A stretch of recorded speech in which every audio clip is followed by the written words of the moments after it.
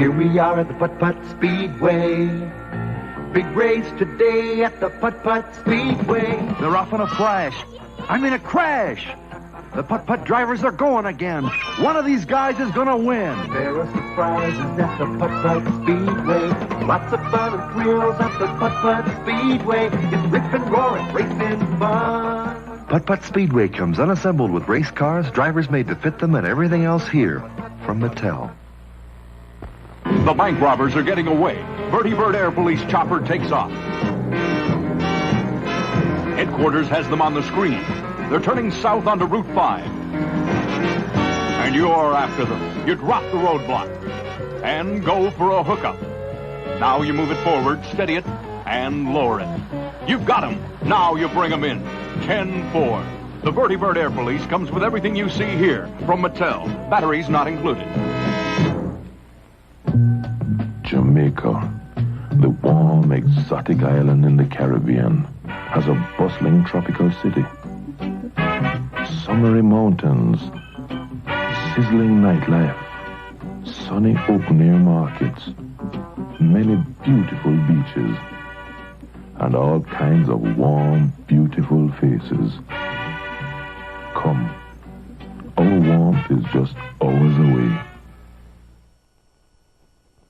Because so many Americans think getting drunk is fun, we thought you might like to join us in the National Drinking Game. Just answer yes or no to the following 10 questions. Do you talk a lot about drinking? Only when I'm awake. Do you drink more than you used to? I try to. Do you gulp your drinks? Only out of a glass. Do you often take a drink to feel better? Do you drink alone? Only if I'm stuck. Do you ever forget what you did while you were drinking? Do you keep a bottle hidden somewhere for quick pick-me-ups? How does he know? Do you sometimes start drinking without really thinking about it? Sometimes. Do you need a drink to have fun? I do now. Do you ever take a drink in the morning to relieve a hangover? Uh-huh. Congratulations.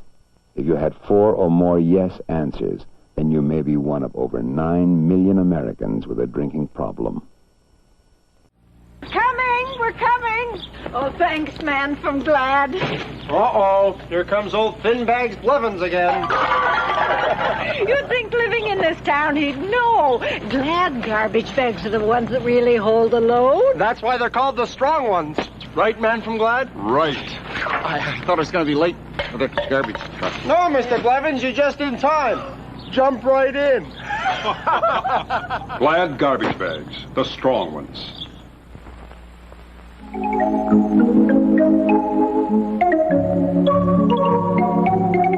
A season of light.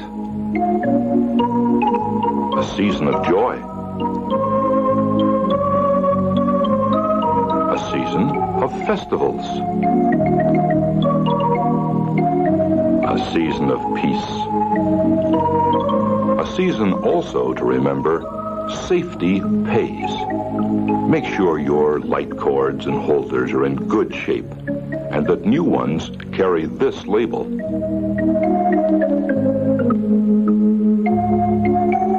And don't let the tree get dry.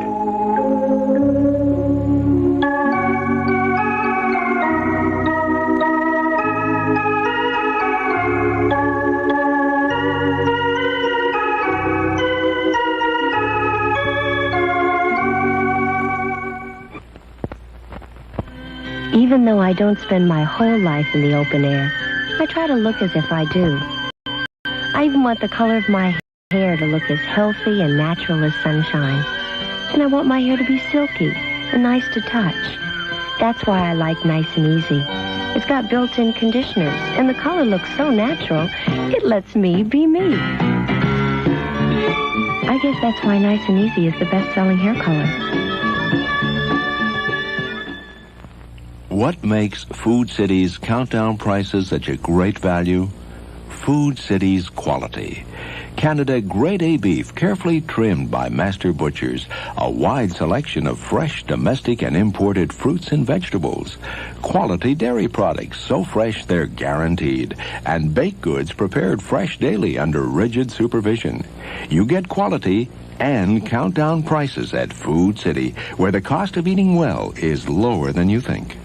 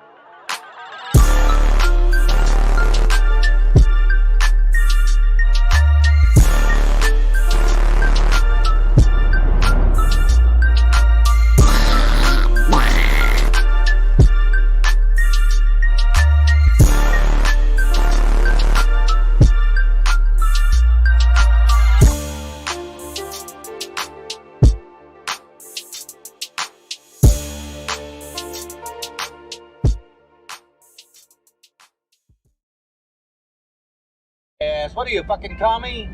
Huh? No, I ain't no commie. Oh, you better not be. I don't want no commies in my car. No Christians either. Remember, they're just jokes. We're all gonna die soon, and there's no sequel. Still a stupid. It's such a fine line between stupid and clever. Yeah, it's just clever.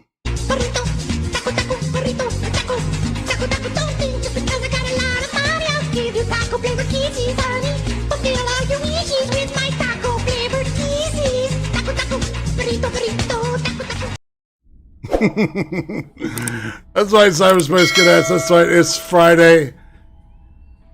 It's time for the Cream Stream. Thanks to AP for that little gift of the of what I'm calling LMA.O.C, also known as Taco Kisses. I love that thing. So yeah, I appreciate that. So, wow, it's been.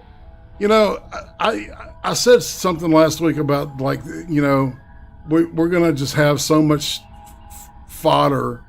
I mean, my God, I had no idea. I am living, we're literally living in a fucking, like, Orwell novel. Man. Yeah, this shit's getting weird. To some degree.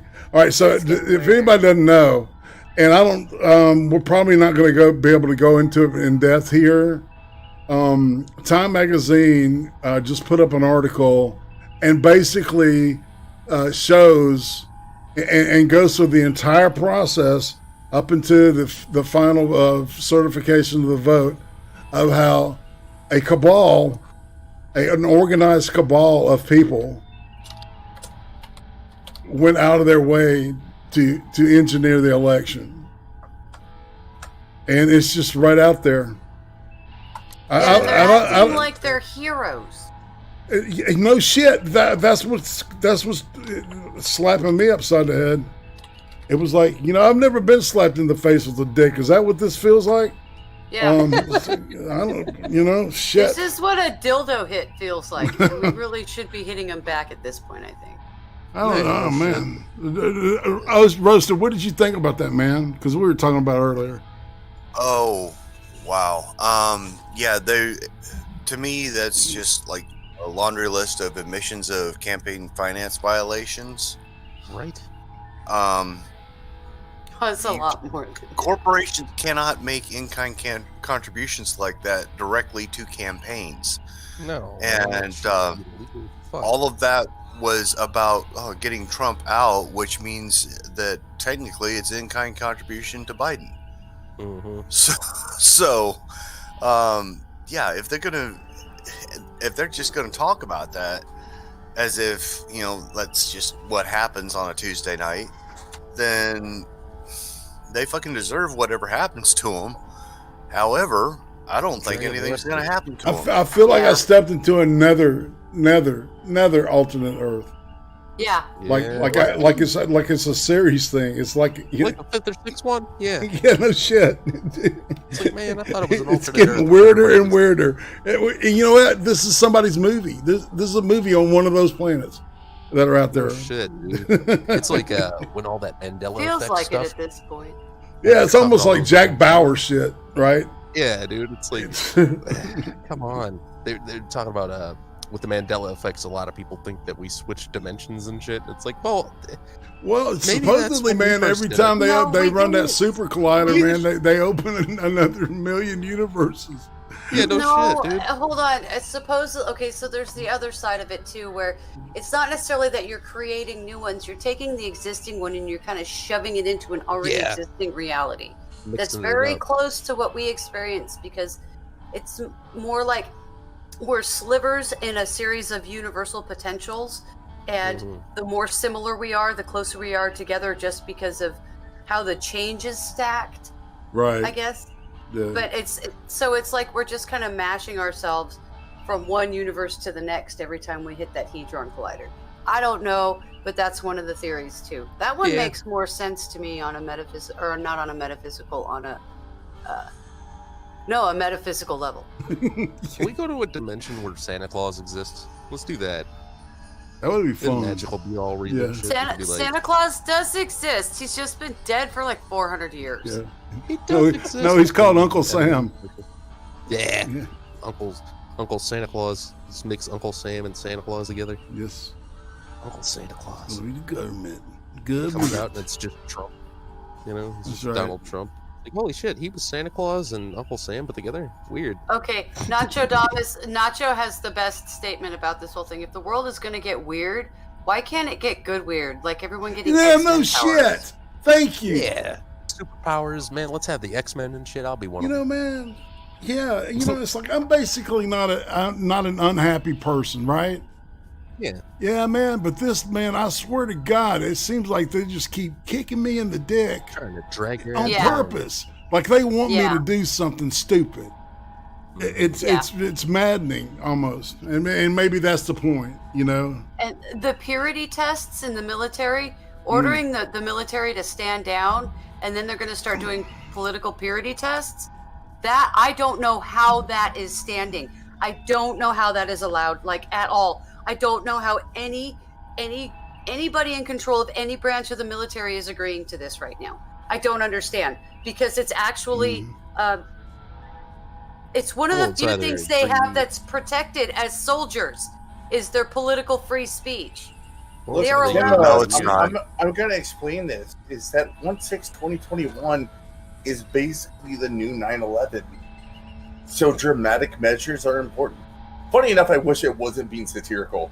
But you have articles on CNN talking about how we need to use the same tactics that we used against ISIS against American citizens. Some of that's in the material we got for tonight. So Demon Tranny. Let's say to everybody that's here, and then the chat, beginning, of course, at the top with the letter A. A is for Atema. How are you? I'm alive, and that's good. Good. B is for Becca. Are we sure it's for Becca? It sure is. It sure is. Hey, guys. E is for Accelerate. Nigga, I'm so high right now, I have no idea what's going on. I've never been there, man. Roasted. R is for Roasted. That's right. Good evening, everybody. T is for Trippypoop. Well, I'm here. Hanka. I don't have a soundboard. And Cigarette Monkey equals Stone Monkey. Again, is he there? He's muted. He's Might have gone to look for fighting some with a stuff. power supply, so he might be distracted. That's right. Yeah. As we cranked up, he was working on a computer. So that's a my computer. Yeah. He's telling people about it on the gaming show. That's nice. I guess. Yeah. He's a Now, great guy. for the sake of arguing, I posted a link in the chat to the FEC website where it lists who can and cannot contribute to campaigns. Mm-hmm. And it's really interesting. Pretty much like the first entry under who can't contribute is labor organizations and professional organizations. Oh, Jesus. You mean like the Chamber of Commerce and the AFL-CIO? Yeah. They can't contribute to somebody's campaign. Oops. I don't know, man. I'm so, it's like I'm so black-pilled on all this shit. It was like, hey, okay, not surprised, but the fact that they're flaunting it is really, really aggravating as fuck. It really is. It's irritating. It's like sand in your shoe, It's getting kicked in the dick every day. Yeah, exactly. War is peace, irate. Get used to it. War is peace. Up is down. Left Freedom is is right. slavery. That's right. Slavery is freedom. My innies and outie. Yeah, all of that. Yes. I pooped my pants. I wanted to back. Monkey! There he is. Hey, man. Goddamn fucking power supply being dead. Well, I'll check what we have in the garage. Well, I'll have. Oh, no worries. I'm good. Cat in my lap now. Get out of my lap. I got one ordering raw now. Oh, okay. Yeah. Damn. Sweet. I'll go to Best Buy in the morning, or else in the wife over for me tomorrow. We were gonna get a kitty. Apparently, the person who had offered us a cat, their cat didn't. The birth didn't go well. So I gotta look elsewhere. We were looking to try to adopt one, and it's fucking expensive. Like, they want you to have shots and everything, and it's like, ooh, boy, I don't have a budget for that, so I'm gonna have to wait until I can actually obtain a What about the cat pound? that's got their shots and everything. Oh no, the pound will. Depending on where you live, the pound will actually come out and inspect your house before they'll let you have an animal. Hey, let's look at the chat real quick before we get rolling. We got fish to fry here. Johnny Bonsacco, greetings. I'm going to go up this time from FTW Neil. I would love to. It's probably for the win. Nothing, right? I like that. That one chick. Greetings, Turish. What's up, man? Bum. Where am I? Hey, Scorched Hand. Scorched Hand. I salute you. FTW is for fuck this world. Oh, okay. Well, that's the old punk version. See, when you saw FTW tattooed on somebody's arm, it meant fuck the world, man. It's like, oh yeah, angsty punkers, man. Yeah, that was somebody. Yeah. Yeah, this he kid explained that one night. I remember when punk rock was cool. Irate. I had a friend. I had this kid named Brandon, man, and he had like this for real mohawk. He was one of the few people that I've ever seen with a for real mohawk, and he kept it that way. He'd shave his head, man. Beautiful mohawk. I had a 7-inch pink mohawk at one time in my life. Yeah. Wow. I wish I could do that again, but male paired and baldwin is impossible. I had a friend who had the Liberty spikes. That's what he did. Oh, yeah. My husband did that one too.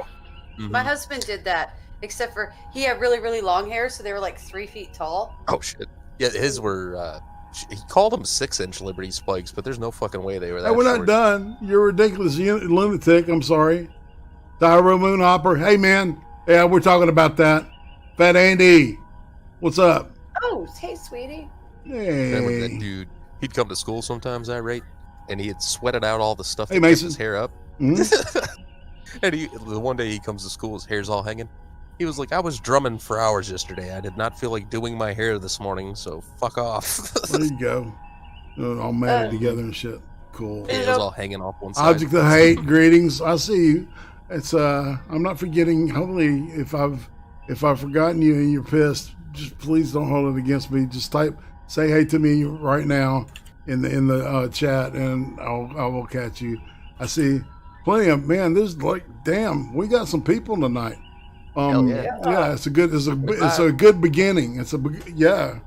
We're like a 1 1/4 mats. So yeah, that's what I'm saying. Down with that shit. Down with that, right? Yeah. Hello, chat, Fat Andy. Yeah, Fat Andy. Fat Andy. Yeah. I'm the singer for some band from the 90s that I can't remember. There you go. Sounds like Tenacious D to me, but. Ooh. Yeah. Let's see.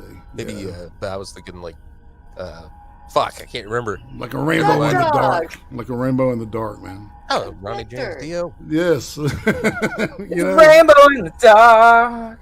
He was known as Leather Lips, wasn't he? Or Leather Lungs. Leather lungs, dude. Yeah. Monkey's fucking pissed off. I heard he Why are had you a pissed high off, dude? IQ. You got $1? Everything. I learned a valuable lesson tonight. When I put a computer together and everything goes swimmingly, something's gonna go wrong. It absolutely. Right? Every time. I should have checked the power supply. I didn't think about it. It was a cheapy one I bought. Don't buy Chinese knockoffs. Murphy's Law of computer billing. Hey, there's Colleen. Okay, yeah. I thought you had left, but you know you're never really far away, are you? And that's right. She is correct. All right, so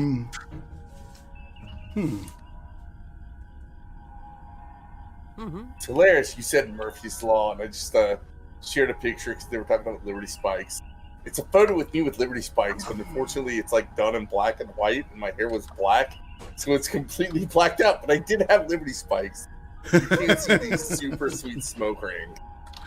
Yeah. If I really decide to share the picture. Where is it? Oh, I just put it in our side chat in Discord. But it in Discord. Yeah. Yeah. Okay, I got you. Anyway, the only point. Which side chat is it? What channel? Irate Atima and you. Oh, okay, that one. All right, the DM. The dumb. Yeah.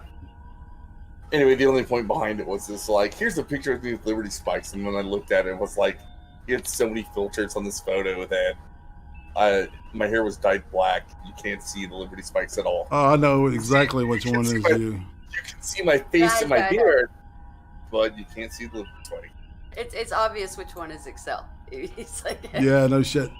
So what we'll do here is if you keep talking, I'll load it up. He's like a head taller than everybody else in the picture. Oh my god, it's gonna be an Excel face reveal on our Rage channel. No, you've already done that, dude.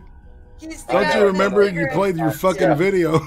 Yeah, no, I've done it a million times. Like, I'm halfway joking. But Excel's like a tree, guys. He's not like a short guy. He's like, if he went to Japan, he's blowing a perfect smoke ring. He's like ridiculous tall. So like, if he's standing in a crowd, you know who he is in the picture. Okay? That's a good picture, man. That's a good band picture. It is. It is a good promo.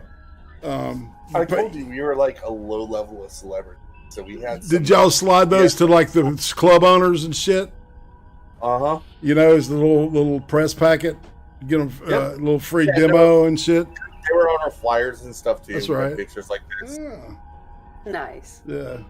We had a home cooked version of that shit too. God, I'm like 100 pounds heavier than that. Like, I'm gonna hear a lot of stuff. Oh no, yeah, don't go there, exactly please. The same. I'm just fat now. Victor. Ouch. No, I am not the fat guy in the fedora. I'm the dude blowing the smoke ring. You know, the one that's like almost a head taller than everybody else in the picture? Yeah. It makes the dude in the fedora look like he's trying to stand on his toes. You mean the one with the expression like he's got a midget just under frame that's sucking him off? He's trying to be taller, dude. I'm like, oh my god, you're autism, man. Oh, I could tell you a lot of stories about that day, but that story is not for this stream. No. Oh man. Your name is displeased by Where'd you Fedora. post the picture? Because I wasn't looking. You're like, Trippy's like, I want to know what Excel looks like. Well, I didn't look yet. I was just like doing other shit on my computer. Yeah. Well, Mom's computer. He's kind of sexy. I know what Excel looks like. I played his video, one of his songs. Yeah, you know what you guys all know what I look like. Big, tall, huge dude. He's With got the- no with teeth. the high He's forehead, missing, which is an eyeball. awesome. He has an eye patch. Yeah, that's right. It's fucking crazy, man. Yes. Excel's left arm is on his in a meth where his addiction. right arm is supposed to be. Yeah, that's from the meth addiction. Your arm came off and you just stuck it in the meth spot. addiction. Now I'm gonna have to. boy. Now I'm gonna have to shove fucking a big old fat nug of weed in this fucking computer somehow. You don't have to do that. I don't, like I said, Now it's definitely not gonna. I'm feeling really, really sad that I can't get it out in the mail tomorrow because I got so much going on. I'm gonna miss the post office. Well, that's all right, man. I ain't dying over here. I know. I was just like all excited. That was like my whole day was focused on that.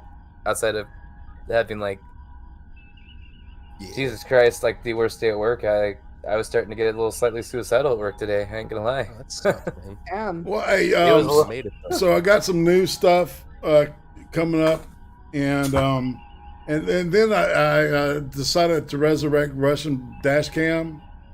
So I've got a new little crop of that. So we'll trail out. We'll end with that stuff. That's my favorite segment. I mean, that's a nice palate cleanser. Oh yeah, and Darlene, as we went live, Darlene said just dropped a new original 6-minute torque video that I'm pop up next week for Mr. Monkey. Yeah. Nice. Yeah, you know. Nice. Gotta have that thought slot block. Yeah, every now and then for us gentlemen out there, and the ladies that like to enjoy the look of another lady. That's right. I can appreciate it. I just don't understand twerking. I don't either, but booty rocking everywhere. I think I got a basic understanding. It's just pure animal shit. And where the twerking came from, man. I guess all it's those just booty songs. I spent all that time getting good at belly dancing just to have these people come out and shake their I've asses. seen some voodoo shit like that before, man. It's like, fuck, man. Yeah, actually, I have. Colbert's yelling at me. Yeah. It's the 2 minutes of hate from the 1984. Exactly. Yes. That fits with his face up there. I'll tell you that damn much. He's like Colbert, man. What a fucking weird guy. That guy is annoying to me at this point. All right, so everybody got the TV pulled up? Oh, yes. Yeah. Keep talking about Colbert. Fucking, yeah. I remember back when he was on Haley's show. I agree, Andy. We should all punch him in the face. Yeah. At some point, I actually found him funny. Me too. Back when he was on I the don't Daily Show. know. Yeah. When Jon Stewart was in charge of making sure he didn't put out retarded jokes, yes. Yeah. Yes. Yeah. And we all agree on that. And let's watch a little Trey Gowdy. He's been doing this show as a test thing, I think, and he's pretty good at it, man. You can tell that this dude was, when he was questioning Hillary Clinton, back in the day, at the Benghazi hearings and stuff. He just is a born prosecutor, in my opinion, and I really got a lot of respect for the guy because he left Congress. Well, he did his time. Well, I think that he figured he can't play ball with these motherfuckers. Yeah, it was too swampy for him, and he wasn't willing to play that game. Yeah, exactly. So, all right, let's check this out because he makes a good case. I'm Trey Gowdy. Thank you for watching. Your time is important, and we're grateful you would spend it with us. I want you to imagine there's a file sitting on a prosecutor's desk. The decision that prosecutor makes will impact every aspect of your life. Your reputation is at stake. Your freedom is at stake. Your ability to provide for your family is at stake. Now, What are the characteristics and qualities you want in the person making these decisions that will impact your life? You want that person to be impartial. You want that person to be fair, to be guided by the facts and the law. You want that person to protect the confidentiality of the investigation, because even rumors about your case can impact your reputation. You want someone who values the truth. You want someone with the courage to make the right decision, even if it's an unpopular decision. There's an old Supreme Court case that sets out the job description of a prosecutor. It is not to win. It is not to simply get convictions. It is to be a minister of justice. I have a daughter in law school, and she's heard me say this 1,000,000 times. Good prosecutors clear more innocent people in a month than defense attorneys do in a lifetime. But you have to be objective, you have to be fair, and you have to be honest. I would be hard-pressed to think of any lawyer I work with in Congress who is less qualified to be a prosecutor than Adam Schiff. Yet this week we learned he wants to be the next Attorney General of California. I get that California is progressive. I get that the next Attorney General there will not share any of my political views. I'm fine with that. But you can still find someone honest and fair and trustworthy. There are plenty of progressives who still value the truth. We had one on last night, Tulsi Gabbard. There are others. But Adam Schiff is not one of them. Here is just one example. There is circumstantial evidence of collusion. There is direct evidence, I think, of deception. This is about as clear evidence you could find of intent by the campaign to collude with the Russians. The Russians offered help. The campaign accepted help. The Russians gave help, and the president made full use of that help. The best case that the president is not an asset of the Russians is the Russians would tell him, slow down, you're too obvious. None of that was true. It was a lie. Good prosecutors don't lie. Adam Schiff promised evidence he never produced. He leaked witness interviews. He did everything he could to cover up the FISA abuse. He even went to court to keep you from finding out who paid for the dossier. He claimed he had never met with a witness, but we know he had. And when his facts weren't good, he made up new ones. And when he got caught, he called it a parody. If the Democrats were really worried about disinformation, they would have shut Adam Schiff up a long time ago. When it came time for the grand jury to meet, Adam Schiff could not convince a single Republican House member to vote his way. Comments? Well, I thought I heard something. I couldn't hear well, what that. It's just, I'm trying not to make sounds of annoyance when Schiff speaks because I have a teenage daughter and listening to people bullshit is kind of like how I spend half my day. So my bullshit meter is really, really fine-tuned right now.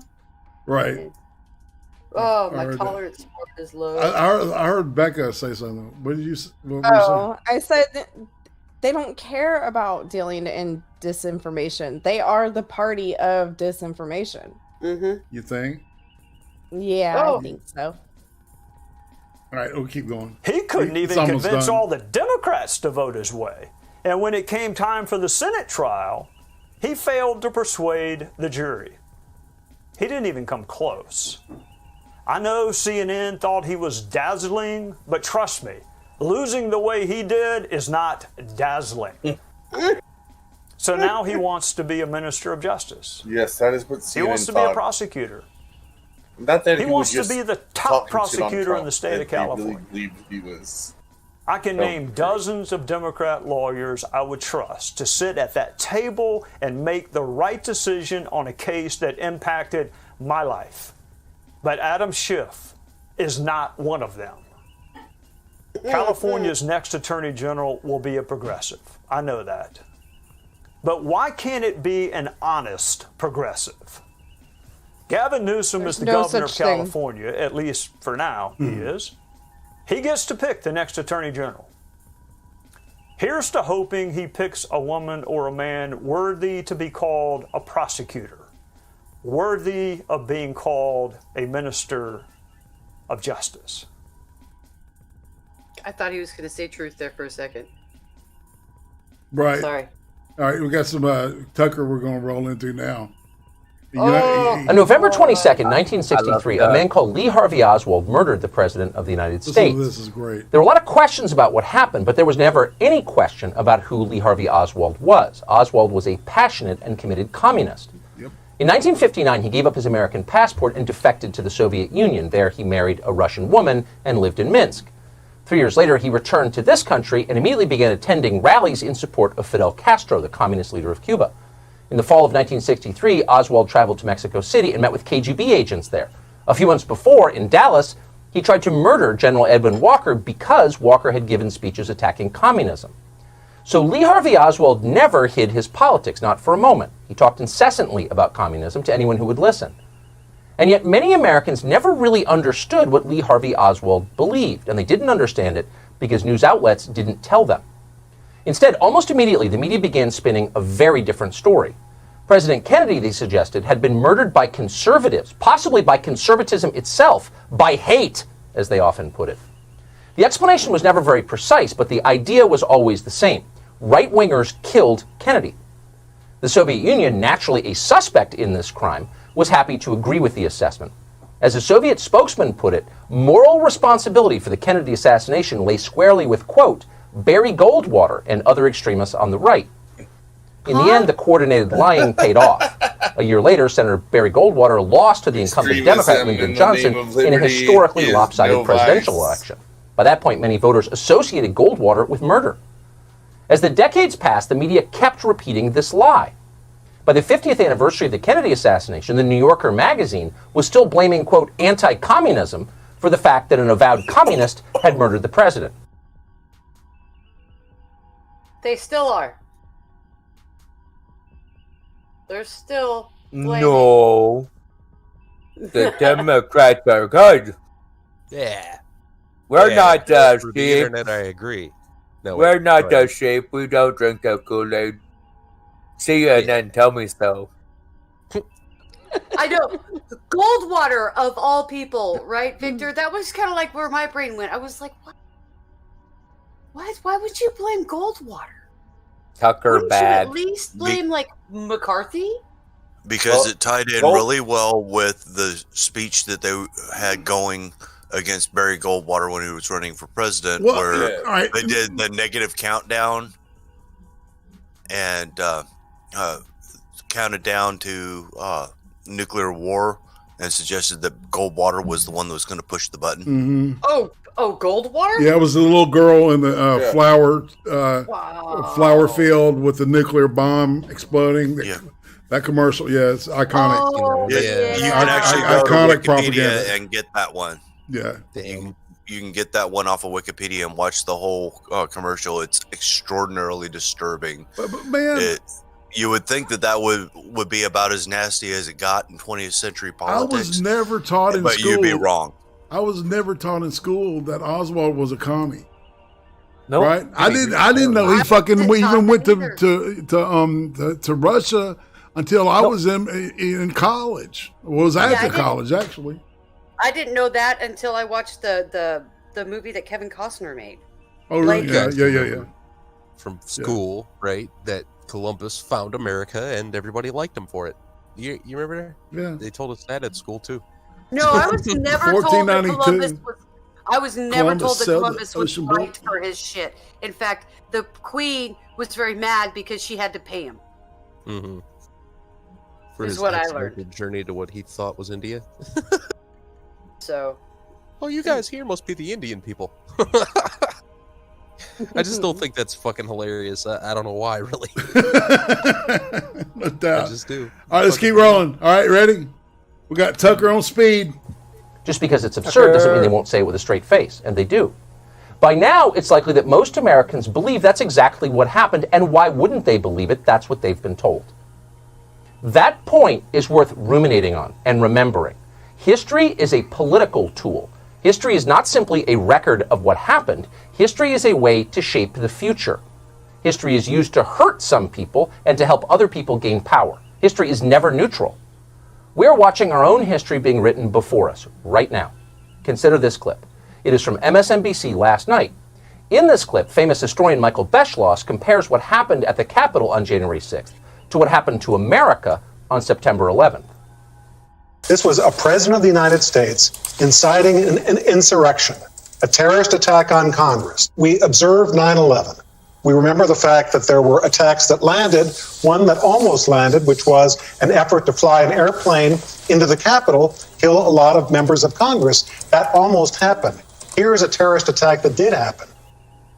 So we observe 9/11, he says. Going forward, we must observe January 6th. Maybe we'll need a memorial on the mall. As Beschloss has said repeatedly in the last 24 hours, and very pointedly, we must, quote, never forget. Now, think about that. You know, they're equating it with fucking 9/11, which everybody that saw the thing, it wasn't even near that, man. I find that kind of fucking insulting, considering I know somebody who died in the towers. Well, yeah, but this motherfucker, man, they're trying to slide this shit, and people are letting them get away with it, and it's maddening. It really is. I don't remember any cops waving the planes, towards the buildings on 9/11 either. Well, they were trained by military in America to fly the planes. Well, I know that. I'm just saying I don't remember cops waving the planes on, yeah, go that way. That's where they are. Yeah, really. This is where you're supposed to go. Mm-hmm. Yeah, that's true. And I also don't remember any. Stay within the air velvet ropes. Remember they all aborted in Massachusetts and at is it Hartsfield? Not sure. In Boston, the airport in Boston. Anyway, all right, sure. We'll keep rolling. It's true. It's pretty easy to make fun of Michael Beschloss. Beschloss is a historian in the same sense that 7-Eleven is a restaurant. Like a convenience store, Beschloss is everywhere. It could be 3 a.m.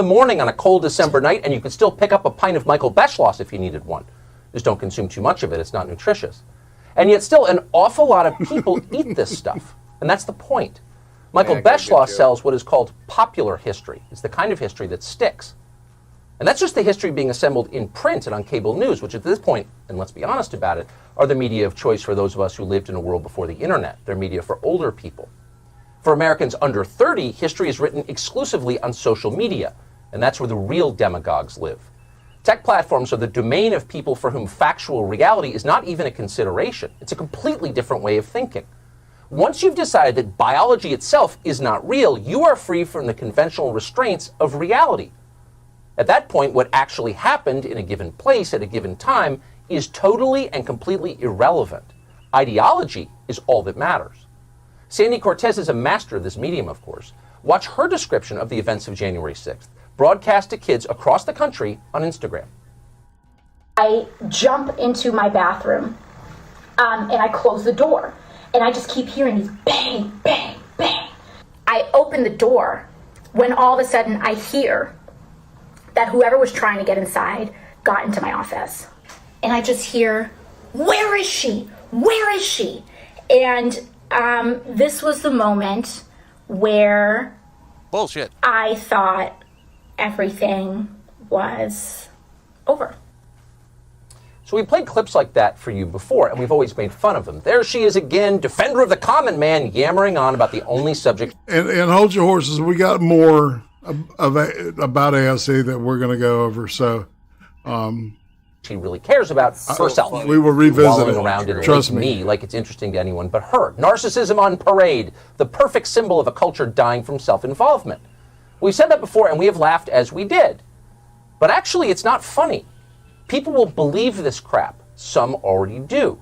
Anyone who was physically present at the Capitol that day knows it's ridiculous. There were no rioters in Sandy Cortez's hallway. Trump voters weren't trying to kill her. Neither were other U.S. senators. A lot of the rioters were angrier at Mitch McConnell than they were at any Democrat. To some extent, what you saw on January 6th was an intra-party struggle. Not all of it, but some of it. An act of mindless destruction aimed at Republican leaders, born of long simmering frustration. The people who run the Republican Party don't care about the people who elect them. That has long been true. Republican voters finally figured it out. Based as fuck. It's one of the main things they learned during the Trump years. And on January 6th, they exploded. Lindsey Graham was likely in graver danger than Sandy Cortez or Ilhan Omar. They were literally calling poor Mike Pence's name. He didn't do anything. They were furious with him.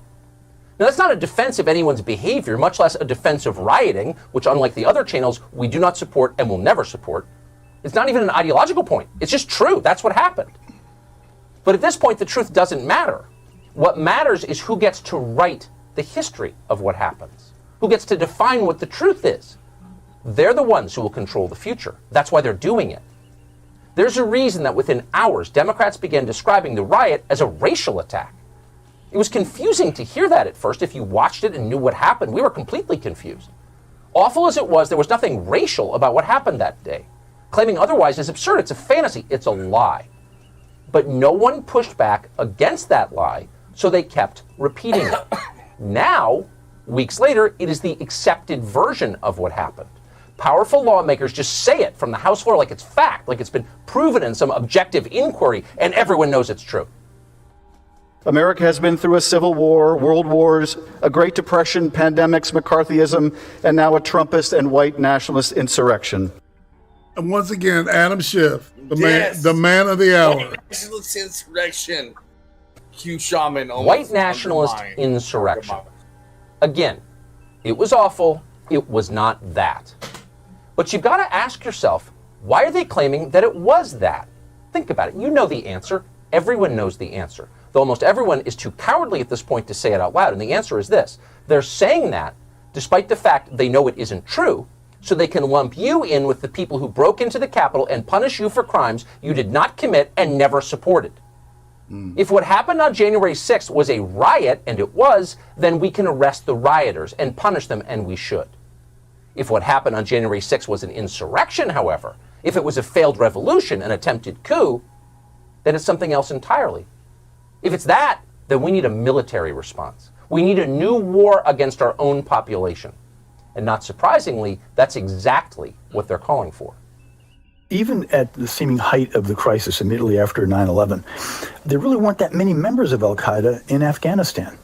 And the thrust of our campaign there was, yes, to hunt down al-Qaeda, but primarily to remove the supportive environment in which they were able to flourish. And that meant fighting the Taliban. And I think that is the heart of what we need to deal with here. Hunting down people who are criminals. And where is that going to be? In social media? Think about that. Who are they hunting Hunt them down? down That was so like fucking Al-Qaeda. vague. Those horrible racist bastards that those white nationalists that stormed the extremists. The insurrectionists, for fuck's sake. They're I don't think it's about white, man. It's about a mindset. And to be completely clear, we're not overstating this. We are not hysterical. We're just close listeners. By them, he means Americans who were nowhere near the Capitol on January 6th, had no role in what happened that day, and didn't support it. That's the assessment from a former CIA official who spent years hunting al-Qaeda in the Middle East. No one in Washington appears to think this kind of talk is alarming in a formerly peaceful republic like ours. Just today, Senator Mitch McConnell, the leader, sent out a tweet blasting Vladimir Putin for some misdeed or other. In the U.S. Senate, Russia is still the real threat. Not quite as upset about China somehow. But what McConnell didn't mention, and almost never does, are his own voters, the ones now being reclassified as al-Qaeda terrorists and treated accordingly. On Monday, the Washington Examiner, which claims to be a right-of-center publication, whatever that means at this point, ran a piece by a former CIA officer called Kevin Carroll. According to Kevin Carroll, quote, "We saw 5 dead in the January 6th attempted coup d'etat." Now, Carroll didn't explain who exactly those 5 people were or how exactly they died. It would be nice to know that, but facts were not the point. The point was that this was an attempted coup d'etat, and the U.S. government needs to act accordingly. Again, we are quoting here. Quote, "We defeated al-Qaeda and can do the same thing to the fascist thugs who attacked our democracy last month, but only if we take similar hard measures against the enemy within." treating Americans like Al-Qaeda, the enemy within. Apparently, that's the new conservative position on the riots of January 6th. And why wouldn't it be the position of everyone in this country? Because that's the history they are writing. And we're letting them. But we should be prepared for the consequences of that history. We spend an awful lot of time beating up on journalists and the sorry state of journalism, but we don't want it to be all negative. Of course, I'll pause it right there real quick. Russ wrote a trilogy of songs, and the final one is called The Fear. It's the Fear trilogy, right? And the first one is called The Enemy Within. And it's about this very thing. And it's about Nazi Germany. Because the bass player's mom was in a concentration camp. Did anybody notice that the official being cited said fascist? Yes. Yep. Okay. Who's the fascist in this situation, folks? Who has the corporate backing? Biden. Biden does. All these people, these media conglomerates, these guys are The white people. They are the Yeah. fascists. However, besides being just fascists, sorry, I'm trying not to sneeze now too. Oh boy. Hey, Uzi. Hey, Johnny Hellcat. Hey, Johnny Bonsaco. Just want to say hey real quick. Sorry. Johnny and Johnny, hi, and Uzi. An air hug from far away. I totally forgot what I was going to say now. Wait, but back in the I remembered it now. Haha, I smart girl. Back in the day when Richard Spencer got punched and nobody made a stink about it back then, does anybody else remember saying this is only going to get worse? Yep. Wait till this language starts hitting the government. And what are we seeing now? Yep. Amazing. And where the fuck are the Republicans to not stop this shit? All right, this Who next. the fuck is nobody's interceding to protect the rights of soldiers right now. And check out the writing, man, is still really good. But this is a great segment. I had to include it because it's so snarky. Hold up the miscreants for abuse, but we also want to celebrate the good guys once in a while. And tonight we want to bring you the story of a genuine investigative journalist, a man who's been forgotten, cast aside like an Acosta, when he really should be an Edward R. Murrow. And that's an injustice we plan to rectify right now. When everyone else was saying you should wear a mask to protect yourself from the coronavirus, this man told you should wear 3 masks. Not just 1, 3. Bravery like that isn't taught, you're born with it. You got it or you don't. Well, last night, this same investigative journalist, now an anchor at CNBC, broke the story of a lifetime. If Pulitzer Prizes still mattered, and they don't, this would get a Pulitzer. You've seen the Zapruder film, you've seen the moon landing. You've never seen anything like this. Roll tape. Check it out. We all fantasize about a time when we won't have to wear the masks anymore. It's not now. But some at a supermarket in Florida appear to have decided that the time is now. Look at this. This was the scene at Oaks Farm Seed and to Table Market in Naples today. NBC's Sam Brock took this video, which went viral. It looks like it was taken pre-pandemic, right? Those customers and employees not wearing masks at all. How dare they fucking... This was the scene. A woman smiled in a grocery store. Throw them in the kumbaya Actually, it wasn't quite what we thought it was. now. We believe the hype, I guess. Maybe when you've spent 30 years reading scripts about car chases, everything seems like a car chase. The problem is, not everything is a car chase. Sometimes it's just people smiling at each other in a grocery store. Sorry, overheated news guy. That's not actually news. So at the end of last night's show, right at the end, we told you that the Dwarf King might be vacating his musky lair over at CNN. Yeah, the Dwarf King. Now we're on to Okay, Jeff. that's amazing. How the fuck can they complain about? There's no law for. They banned the mask mandate. So that's why exactly are you? it. Mandates are not law. Right. Yeah. And DeSantis said you can't put any more mask mandates Yeah. in. You're not allowed to. But there's nothing saying they have to wear the mask. What? Oh, you're pissed off because they aren't scared? Well, guess what? If I didn't have a mask mandate, I'd be out shopping, no fucking problem. Stayed stuck in my house. Dude, I just put that up there because he fucking was kicking Shep Smith in the balls so hard. It was, but yeah, exactly. Yeah. So I had to stop him for this, but this Jeff Zucker as Mini-Me and Brian Stelter as you know who? What's his name? The bald guy. $1 million. Dr. Evil. Thank you. Thank you. I forgot that name totally. And now that means Show that.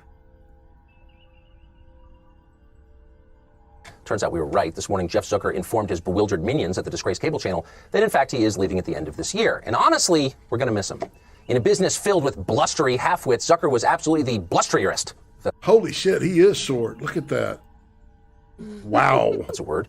You cannot be elected president of the United States without CNN. He's once boasted to his felon lawyer buddy Michael Cohen on a tape we brought you a few months ago. Hilarious. It's kind of hard to beat that level of entertainment with your pants on. We didn't even have to watch CNN to enjoy it. But it's also worth remembering Jeff Zucker's other contribution to the American media landscape. Jeff Zucker's relentless attacks on the freedom of speech. Zucker created an entire unit at CNN devoted to shutting down any news organization that refused to toe the ruling class line. If you had unauthorized questions about anything, Jeff Zucker wanted to force you to be quiet, and he tried. Zucker staffed his own little ministry of truth with two of the most repulsive yet obedient imposters he could find. Political activists posing as reporters, thugs pretending to be objective analysts. He set them loose to silence free-thinking journalists with threats, lies, and bullying. In a number of cases, they have been successful, a tragedy every time. CNN is in fact trying its best to pull this show and Fox itself off the air for good. Harm reduction, that's what they call it, as if Fox News was a deadly pathogen.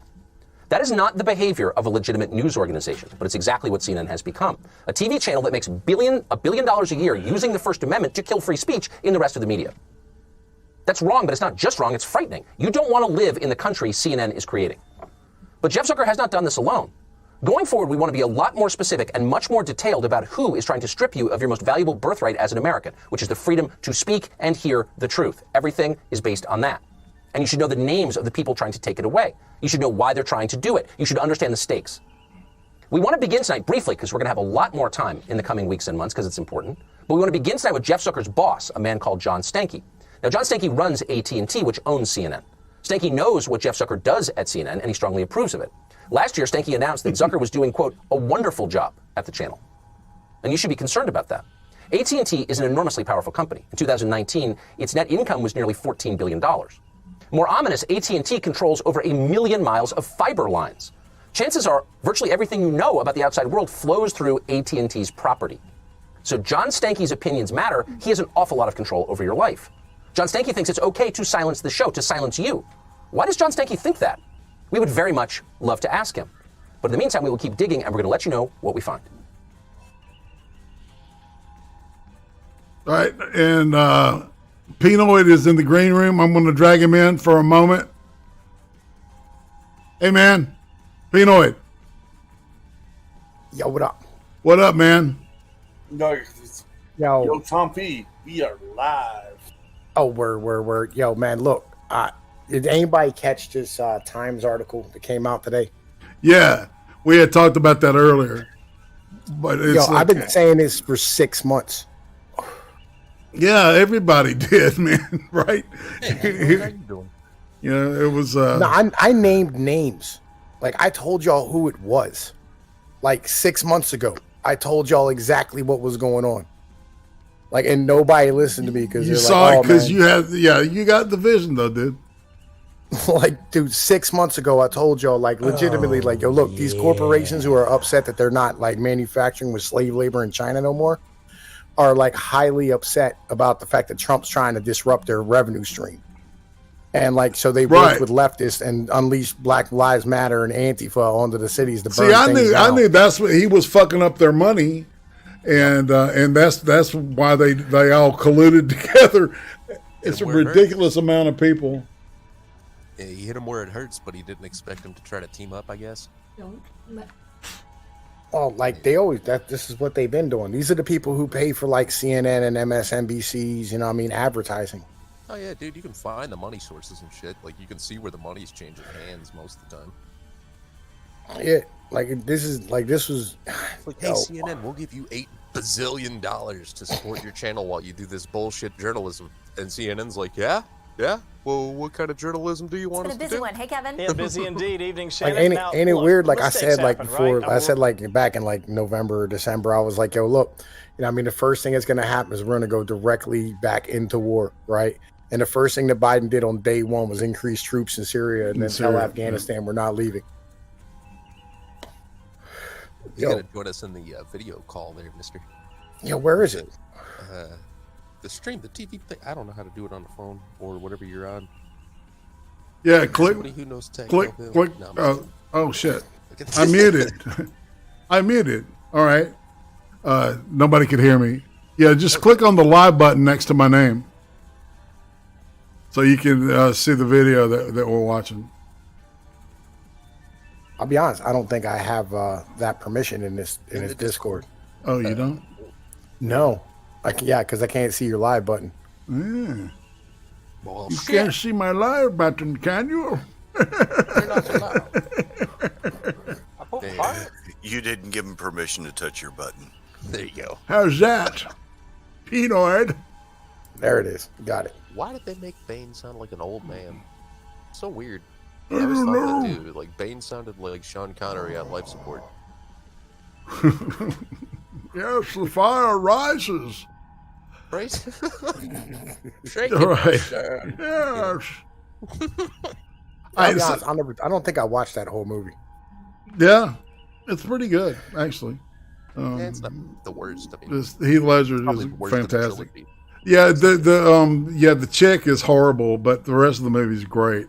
She's got a pig face. It's been a busy one. Hey, Kevin. Yeah, busy indeed. Evening, Shannon. Now, look, mistakes happen, right? And we're all guilty of blowing it from time to time. But to make what appeared to many to be a homophobic tweet about a sitting U.S. senator, well, that hardly seems like the kind of messaging a White House press secretary would like to promote, especially for one that claims to be a part of the most inclusive administration in history. Wokest. Is there a risk in going in a role without Republican support, sir? Thank you. Will you change the eligibility? When we say you'll get Republican support? Thank you guys. Let's go. Come on. Let's go. While the White House wants to talk about other things like bipartisan COVID relief, immigration reform, and sweeping new energy policies, the near daily gaffes by administration officials just keeps knocking them off message. The latest, today's circle back to a tweet by White House Press Secretary Jen Psaki from August 2020, in which she appeared to refer to South Carolina Senator Lindsey Graham as, quote, Lady G, a description considered by many to be a homophobic slur. And as expected, a deluge of responses on Twitter, ranging from disappointment to disgust. This should be widely condemned, said former acting director of National Intelligence Rick Grinnell, the country's first openly gay cabinet member. Tone deaf, said another tweet. I guess this is decency we were all promised, chimed in a third. While another urged Psaki to issue a heartfelt apology. Not to be outdone, climate envoy John Kerry was also roasted on Twitter today, this time by former House Speaker Newt Gingrich over his use of a private jet while advancing climate change policies. The former Secretary of State called it the only choice for somebody like me who is traveling the world to win this battle. Gingrich responded, suggesting Kerry's decision was yet another symbol of the political aristocracy and its contempt for mere citizens. One rule for them, a different rule for us. Meanwhile, rules of fair play was the theme of sharp questioning today on Capitol Hill of the Biden administration's education secretary nominee Miguel Cardona. Do you think it's fair to have boys running in the girls' track meet? I think it's the legal responsibility of schools to provide opportunities for students to participate in activities, and this includes students who are transgender. Ron Paul's asking the real question. I mean, Rand Paul asking the real questions there. So, how you feel about trannies? He chatted it out on that one. Hey, did you see the AP showed this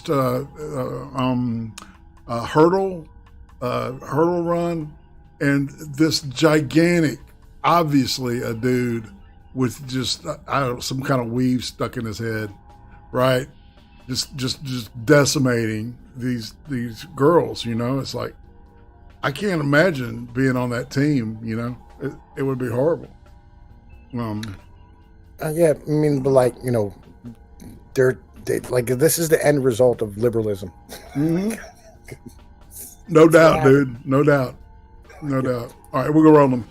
Very interesting conversation right there with Rand Paul. Now, the White House today was also pressed, Shannon, about whether Mr. Biden had already broken a campaign promise by pushing for $1,400 stimulus checks when he said back in January that $2,000 checks, quote, would go out the door immediately if John Ossoff and Raphael Warnock won their elections in Georgia.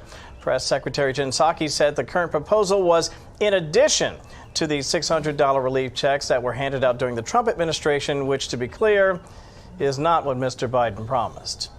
Shannon? Okay, but no matter what he promised, Kevin, you we never still make haven't mistakes. gotten He it. said we all do, but I haven't caught you yet. Yo, when did the Republicans be cool with printing money? Yeah. Who says Republicans are actually a fucking party?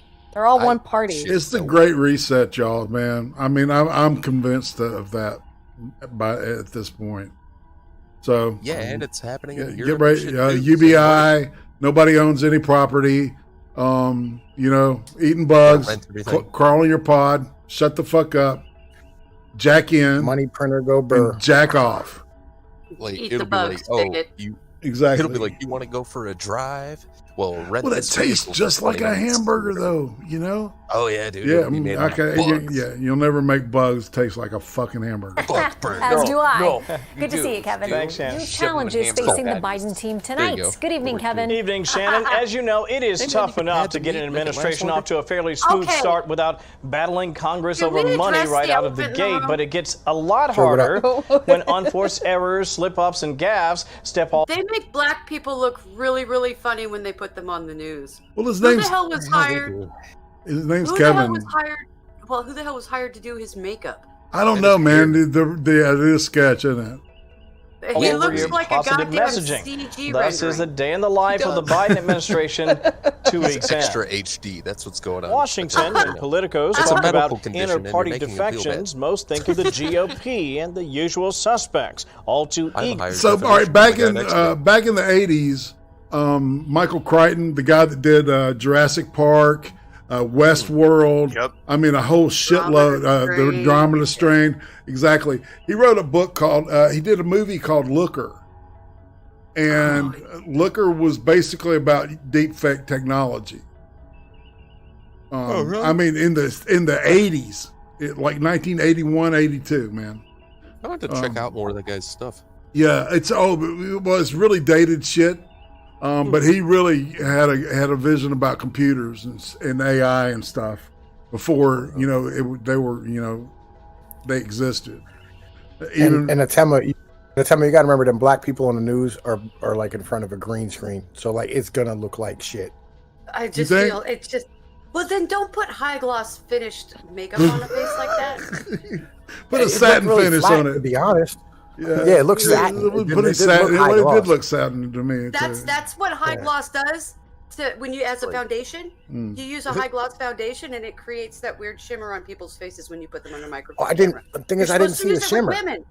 Oh, I'm sorry. I'm trained to do it. I'm classically trained in stage makeup. You're according Like, to I didn't see a shimmer. It looked good. precisely the most inopportune time. There are can also see a it. few Democrats on Capitol Hill who, on rare occasion, You let break party teenage girls ranks do that. and You swim don't have against the people on the political news do it. tide. But none has pledged to block the Biden administration's $1.9 trillion stimulus bill, despite its $350 billion set aside for state and local governments, part of what many conservatives consider a blue state bailout. But Joe Manchin is. insists he's not giving his colleagues a 100% it blank is. check. I made it It very is. clear. I can assure from you it is the because President of the Oregon's United still States dragging their to heels all with my their unemployment colleagues. program. We're going to make this work in a They still bipartisan haven't way. started Making paying out some sense is people. probably People have been not waiting the way since many June. West Virginians describe. Well, like, gotta remember, like, the country legitimately has $7 trillion worth of unfunded liabilities for state and government pensions. So, like, they're gonna have to find some way to print that out. Dude, the bottom's going to fall out at some point. No shit. All right, so check this shit out. All right, all right. So No, with China is going to save us. yeah, the miners that are going to be put out of work. All right, because of the green agenda. Check this out. Vice President Kamala Harris. Well, the miners have been going out yesterday already. You're interrupting the thing, Tom. Oh, I'm sorry. It's Like, cool. Like I'm saying, like, the thing is like, here's the thing, right? So with like the fracking and whatnot, like the natural gas that's coming out with the fracking is so much that we can't capture it all, and it's literally going out for no money. So it's putting coal plants out of business anyway. Well, Abzu says as technology improves, it'll be a slow shift, and you'll be allowed to adapt your I mean, where are the shit shovelers now? If we're going to talk about that kind of thing, Yeah. I got a dude that works up here at the racetrack. The deal is, man, is that, you know, Yeah. the climate don't have nothing. Well, we're not going to go there, but it's all about the sun because we're fixing to go through another ice age. Yeah, we're keying up right now. Yeah. Next We're year or at two. another solar minimum. It started a year and a half ago. Yeah. And it's Oh, going to be yeah. a long one. Mm. I got 2 feet of snow outside. I'm just saying. Same. Yes, sir. No, I got Not me, man. I'd love it. See, I'm one of them people. Oh, Me too. I hate if I could snow. do it, if I could do snow without days that get dark at 4:30 in the afternoon, I'd be fine. But Yeah, I sprained my ankle yesterday, legitimately slipping on some ice.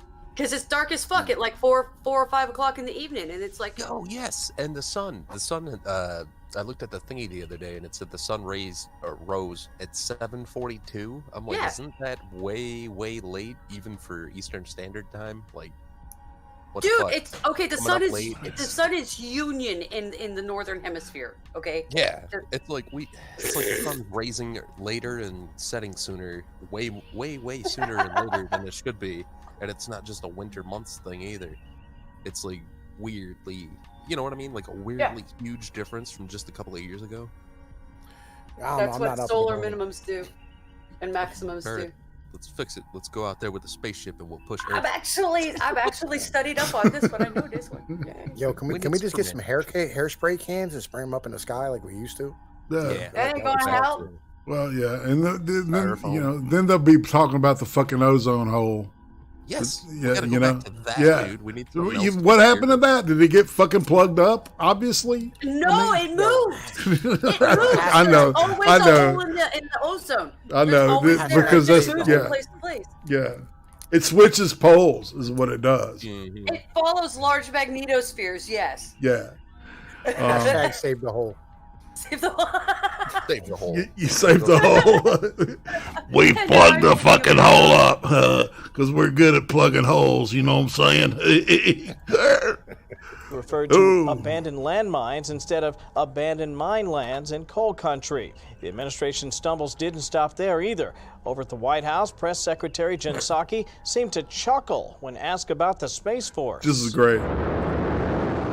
He asked whether the president has made a decision on keeping the scope of Space Force. Wow, Space Force. It's the plane of today. Wow. What a smug bitch, man. Yeah, she is. You know, man, you can tell that. You know who's rolling with the testicles in that family. Jesus. It is an interesting question. Congressman Mike Rogers of Alabama, for one, so didn't interesting. appreciate her tone and called on Psaki. The Space Force is headquartered in Huntsville, Alabama. Really? It sure is. Roll Tide. To apologize for appearing to blatantly diminish an entire branch of our military as the punchline of a joke, which I'm sure China would find funny. They asked whether the president has made a decision on keeping the scope of Space Force. Wow, Space Force. It's the plane of today. It is an interesting question. I am happy to check with our Space Force point of contact. I'm not sure who that is. I will find out Space and see if we have Force. any update on that. The top What the fuck does Republican that on even the House mean? Armed Services Committee is All right, so she got in trouble, man, because people were like pointing all this shit out, like on the Twitter and shit. All right. But like, what does that even fucking mean? The plane of today? Well, I think what she was, it was like, remember somebody asked her if they were going to paint the Air Force One different colors on the inside, and I think that was a ham-handed, almost a joke, but she was still being flippant as fuck. It says a lot that she didn't know who the point of contact is for that branch of military. She don't know a lot, dude. I'm telling you, and people can say what they want to, but we need a military presence. It's really not about space. It's about like lower atmosphere or upper atmosphere, lower orbit. Yeah, stuff. So Yeah, dude, to watch for like missiles and shit from other countries, right? and hypersonic Sure they gliding fucking up. aircraft, man, and shit. Well, Yeah. it's not just that. Like on top of that, we're concerned about China like knocking out satellites. and Yes, they've got their space force, and Russia's Russia, so they're cosmonauts. We're all soldiers, trained and shit. Yo, Russia's military is garbage. Yeah. Yo, it's a joke. Oh no, those soldiers are fucking amazingly tough. No, they're not. Like, yo, legitimately, like, yo, they haven't had a soldier properly trained in about 30 years. Like, yo, Maybe just give them meth, man. I can see what you're don't saying. but you don't have to train a Russian to keep them durable. Okay. Yeah, but you gotta have them. Like, like that 1 in 10 Russian mothers have AIDS. Like, yo, they're really. Oh bad yeah, shape. man. There's some like really, really weird stats like that, man. Crocodile and shit, man. People addicted to that shit still. Something like 15 to 20% of their population is addicted to heroin. Like, and then there's that and the fentanyl and shit too. Well, yeah, but they have a sterility problem with their men too because of the alcoholism. God damn, the country's falling apart. I didn't know any of that. Well, that's what I'm saying. You don't even have to train these motherfuckers to keep them durable. Booze will make you limp dick, as they say in Alabama. Russia, and here's the other half. Like half of the Russians' population are like people from down in like Czechoslovakia and the Czechs and like all these individuals and down in countries, right? Like Azerbaijan and stuff. Like, yo, they're not even really Russians. The Kazakh, especially Kazakhs, man. Kazakhstan. Oh god, Borat. It's humongous. Kazakhstan is a huge country. Yes, but it's also very goat herdy, and most of the people that live in Kazakhstan don't want to live there because they don't want to goat herd. No shit. All right, so we got to get back to the video. Sorry. All right, so let's get back to the video. All right, so she's going to be confronted about what she said the previous day, and listen to this answer. Asking you to apologize for some of the comments that you made yesterday in the briefing room about the Space Force. Will you apologize?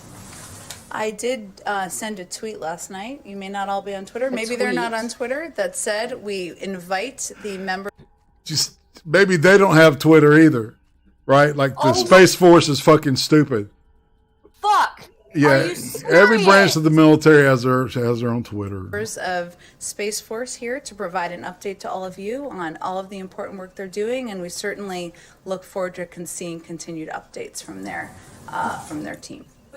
Big picture here, I mean, does the Space Force have the full support of the Biden administration, or is the president at some point perhaps going to try to get rid of it or in some way diminish it? They absolutely have the full support of the Biden administration, and we are not revisiting the decision to establish the Space Force.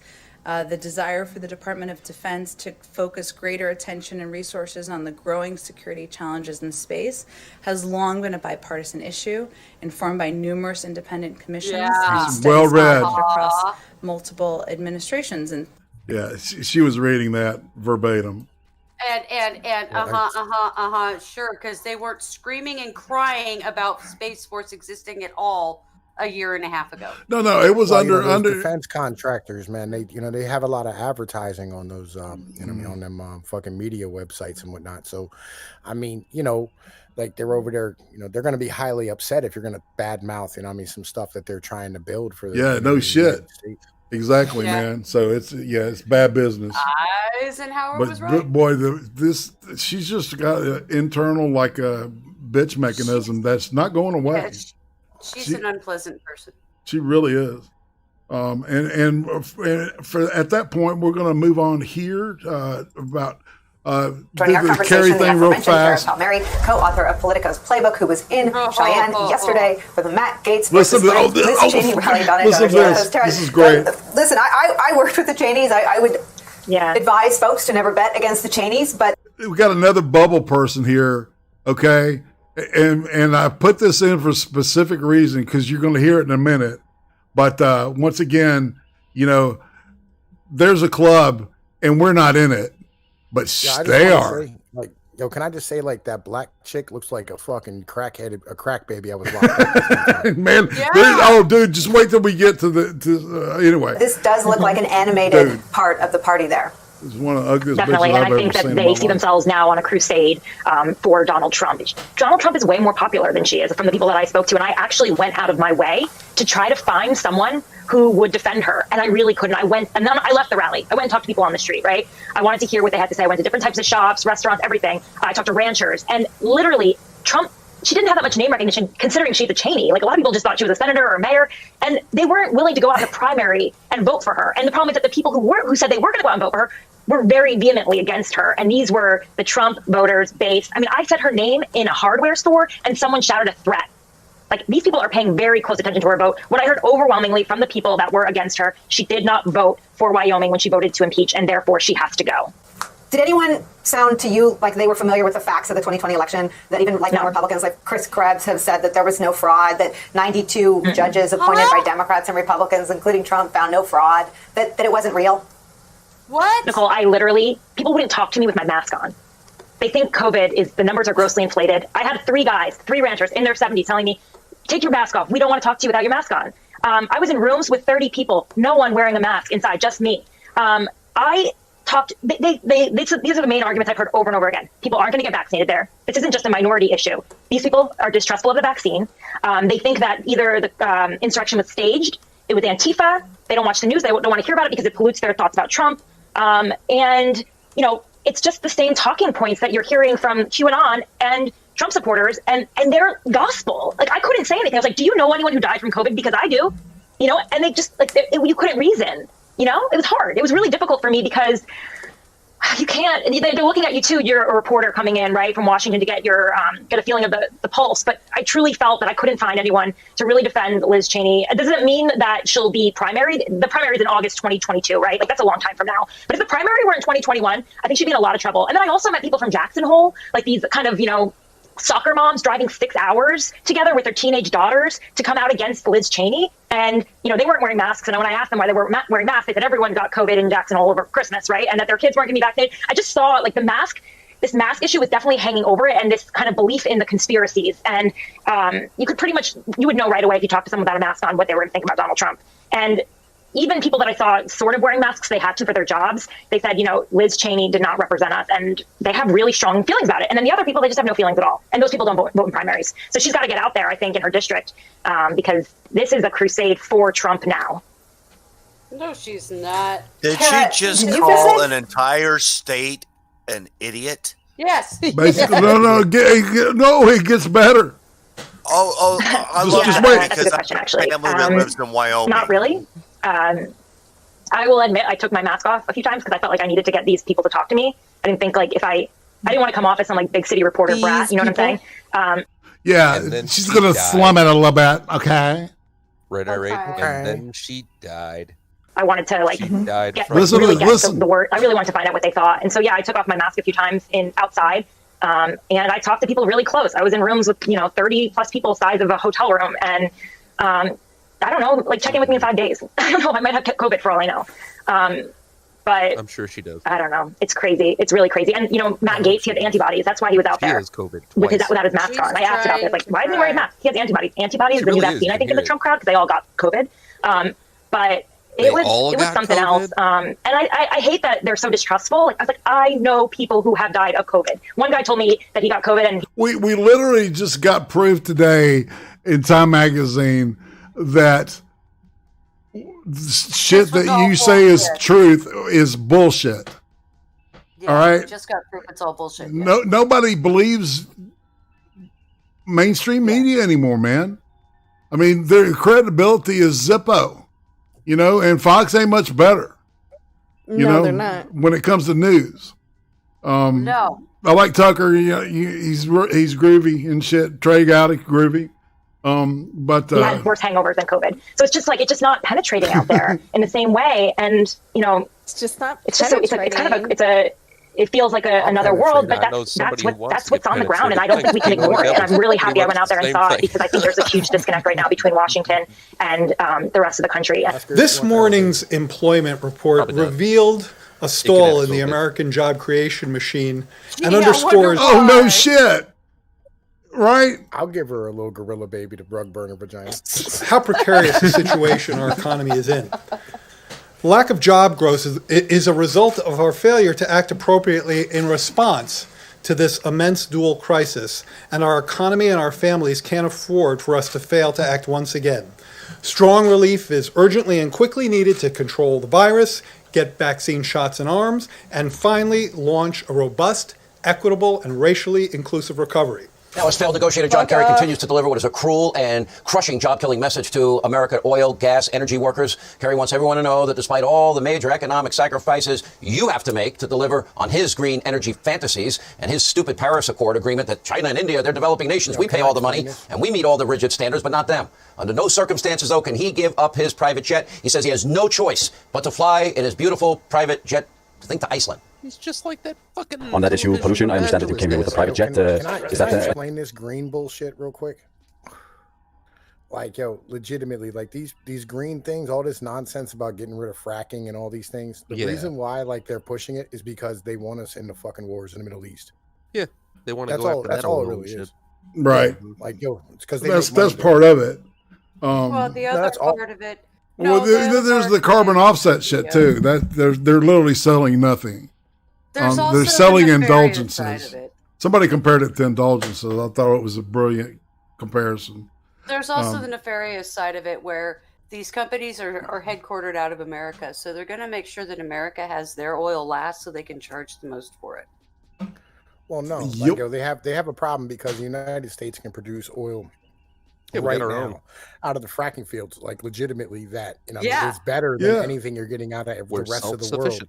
Exactly. Right. And as soon as they're out, we can charge through the nose for it. Exactly. No, they don't, like, yo, because they, like, you remember how much gas was when Obama was president, man?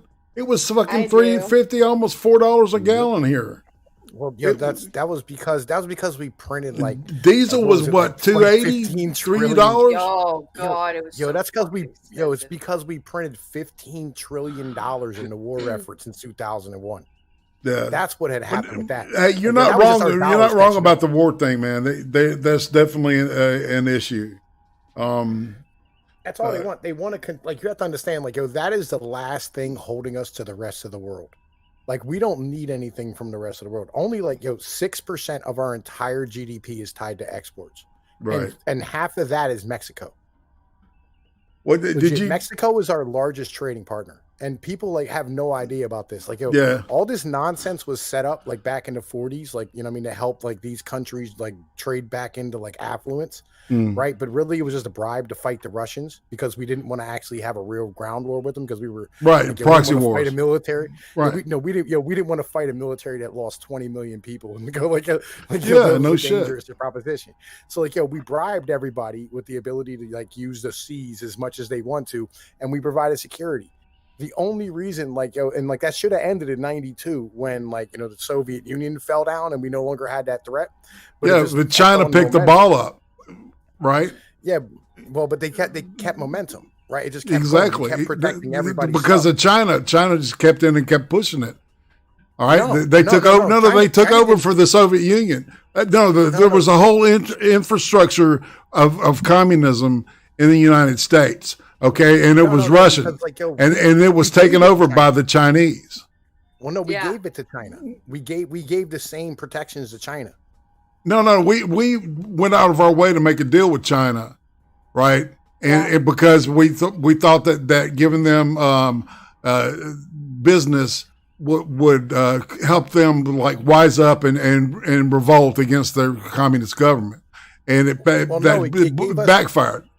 That was Kissinger, man. That was Kissinger's plan, and that didn't even register in their minds. What it was about was finding cheap labor in order to offset the cost of goods in the United States, so they can continue to print money, so they can keep the cost of goods down, and Americans wouldn't notice. No, it was all about. See, man, I disagree, and we're going to have to agree to disagree on that one, because there's a lot more to play with that. Than that angle. Environmental way to travel. If you offset your carbon, it's the only choice for somebody like me who is traveling the world to win this battle. I'm doing it for the world. I'm sucking it up all for the world. So according to John Kerry, you, American families, we the little people, well, you're going to have your lives destroyed because of Biden and Kerry and AOC's extremist climate fantasies and American oil, gas, energy workers, that have career jobs that pay six figures, that let them put money away, buy a nice house, new truck, whatever car, whatever they want, live in nice neighborhoods. You're going to lose all that. He is under no such obligation to give up his cushy private plane. It's not for practical for someone like me. Oh, because he's saving the world. What arrogance, what condescension, and are you totally cut off? Are you missing the switch of what life is like for the people that do really make the country great every day, that work hard, play by the rules, obey the laws, pay their taxes, raise their kids, and do pretty much all the hard work and living in the country? Couldn't be more obvious. You might lose your job, but he gets to keep his pollution-emitting private plane no matter what. And, of course, it's not the first time we caught a Learjet liberal in an act of blatant hypocrisy. Yeah, that's Al Gore back in 2007, getting off his Gulfstream that seats, 12, 14 people, only 2 people on the plane at San Francisco Airport. At the same time, he was making dire predictions about the end of the planet and jumping into a chauffeur-driven limousine. Here for reaction, this could be priceless. Louisiana Senator John Kennedy. Sir, welcome back. It's been a while. Senator, your take. Well, Sean, I try to see grace everywhere I can, so while I'm going to say this firmly, I want to say it gently. I think the American people are so tired of being lectured by the managerial elite. The entrenched politicians, the media, the academics, the corporate phonies, the tuna tartar crowd, who live in the expensive condos with the high ceilings and the important art on the wall, who think they're better than the American people, who think they're smarter and more virtuous than the American people, and who think they are special and that the rules don't apply to them. I remember the late Marilyn Monroe said one time, she said, if you're going to be two-faced, at least make sure one of them is pretty. And George Burns, a famous comedian years ago, used to say, the key to success is sincerity. Fake that and you've got it made. We first saw it when Speaker Nancy Pelosi went to a hair salon We're in going San to go ahead. Francisco. We're going to speed through a couple of things. I got to look One at of the criticisms of you is that your math is fuzzy. The Washington Post recently awarded you 4 Pinocchios. Oh my goodness. For misstating some statistics about Pentagon spending. If people want to really blow up one figure here or one word there, I would argue that they're missing the forest for the trees. I think that there's a lot of people more concerned about being precisely, factually, and semantically correct than about being morally right. But being factually correct is important. It's absolutely important. And whenever I make a mistake, I say, okay, this was clumsy. And then I restate what my point was. But it's not the same thing as the president lying about immigrants. It's not the same thing at all. Like, I'm here, and the bathroom door starts going like this. Oh my God. Like, the bathroom door's behind me, or rather in front of me, and I'm like this, and the door hinges right here. And I just hear, where is she? Where is she? I mean, I thought I was going to die. It's because these folks who tell us to move on, that it's not a big deal, that we should forget what's happened, or even telling us to apologize. These are the same tactics of abusers. I'm a survivor of sexual assault. I'm a survivor. And I haven't told many people that in my life. Whether you experience any sort of trauma in your life, small to large, these episodes can compound on one another. There's no, something really big happening to you, and then you deal with it, and then you move on, and then when something else happens to you, you deal with that. Is that when given another window of political opportunity for themselves, even if they know that it means that it will endanger their colleagues, they will do it again. And that's the real reason why I think that Senator Josh Hawley needs to resign, why Senator Ted Cruz needs to resign, along with because many you got others. sexually assaulted once upon Because a they time. will do. And then I and you're just now start to using hear that these as armor yells against all of, criticism. where is she? That's why other people should. Where is resign. she? This is Trump country. And I just thought to myself, they got inside. Is it We coming? can hear all of these rioters behind the glass of the door. All right. Now we know that this is. Up, All right, bitch. everybody. Until you're drunk on the side of the road in the middle of the night left for fucking All right. dead with no fucking shoes and no fucking pants. Everybody- you can shut the fuck up about traumatic shit. Everybody click on the toilet, okay? I'm going to put a picture up, all right? All right? Okay. This is the Capitol, all right? You'll see that the at the top right there, that's the Capitol building with the beautiful, it's really a beautiful design. And the rioters breached the building from the back right there. During all of that shit, AOC is in a building down here. Yeah, she's like Across the 5 blocks fucking away. street. Yeah, she's like 3 or 4 blocks away. Plus the tunnel is blocked. As soon as it started, they blocked the tunnel. Because there's, you know, they call it the Beltway, or there's actually a moving, like, it's not like a escalator, but it's flat, right? Right. Yeah. Like those things at the airport. That's what Conveyor belt. yeah, exactly. Like a moving walkway for fat people. Yeah, exactly. That's literally what it is, right? All right. So this is the situation. Her life was never in danger, and she fucking knows this shit. And she's right. faking it. So she doubled down because people were giving her shit, calling her, you know, Ocasio Smollett, right? And now she's quadrupled down. Watch this shit. She's gonna hide behind a veteran who actually has PTSD. This is to tell you what a piece of shit this woman is. Right, this is it. Yeah. You know, and we have no specific location to go to. We're in the hallway. We're It's in the lead up to it. Right. the Dunkin' Donuts of the basement, and so She could not have been there open hallway at and this we time. hear the yells of these I just gave you the people timeline. trying to break into the building that we're in. It almost felt like a zombie movie or something. And then we hear like other Capitol Police trying to protect the building, barking back at these people, and it just feels like it's just a matter of seconds when these doors are going to break through and they're going to get it. I hear like the hinges. All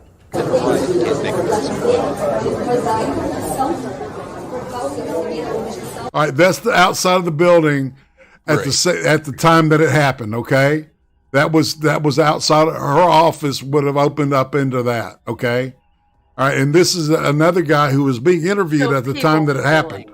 Right, it wasn't panic. It was none of that shit. Congressman Jim Cooper, what's the situation in your office right now? My staff and I are safe inside the office. Surviving the white nationalist coup d'etat on January 6th was merely Sandy Cortez's latest feat of death-defying bravery. For the world's most interesting congresswoman, fleeing for her life from a mob of bloodthirsty terrorists in horned Viking hats in downtown Washington, just another day at the office. She's been doing that kind of thing for years. It's what she does. Back a long time ago, when America faced off against the last outbreak of global Trumpist fascism, AOC didn't pause. She put her climate activism at BU on hold, and she rose to the call. Sandy joined the famed Tuskegee Air Persons. She flew over 16,000 missions against the enemy. Oh, God. For her work saving democracy, Sandy won the coveted Victoria Cross for gallantry. It accented her uniform. Once she returned, the grateful nation showed its thanks with a 100% recycled ticker tape parade. But the job of defending democracy is never done. When we learned that our sacred American norms, yes, our norms, when we found that our norms faced a new and even more diabolical threat, an election hacked by Russian spies, lesser members of Congress merely complained about it. They held hearings and stuff. Not Sandy. She flew right to Moscow and did something brave. Here she is in the ring, boxing face-to-face with Vladimir Putin himself. One bruising round. Victory by knockout. Damn. But Sandy didn't waste time celebrating with some fancy champagne party. Back home, her country needed her. Thanks to climate change, America had to be knocked down and rebuilt completely, from the ground up. Older, paler lawmakers held boring debates about infrastructure funding. Those meant nothing to Sandy. She got to work. Here she is, casually eating a healthy lunch on a steel girder high above city streets with her fellow diverse blue-collar working people friends, as she constructed the LEED certified Empire State Building. Oh, he's got Look carefully at that picture. Not a harness or a net in sight. Sometimes the need is so great there isn't time for safety. Could Sandy have fallen hundreds of stories to her death below while eating her kale and portobello pita? Of course she could have. But she didn't think about that. Not while millions of our most vulnerable continue to die in earthquakes caused by climate change. Great breath. As Sandy often says on Instagram, it's about priorities. And her priority now is saving the human race from extinction. And not just the human race, the animal race too. Sandy's no speciesist. Within weeks, scientists tell us, Central Park will be crowded with millions of homeless, sweating polar bears fleeing the melting ice caps up north. Who will lead the polar bears home? We think you know. Everything we just showed you can be found on the internet and is therefore true. Unfortunately, in this fallen world, it is possible that unscrupulous right-wing racists will attempt to undermine or mischaracterize with information some of these achievements. In case that happens, we encourage you to notify our donors at Google and Facebook and have those people silenced immediately. With information? Thank you. Look at King 29 about days to kill ago, her, man. our nation. All right, we're going to go ahead. We're going to move on. But yeah. And the polluters are trying to deflect blame. Dishonest cries of censorship are filling Fox's airwaves with charges that these guys right here are being suppressed.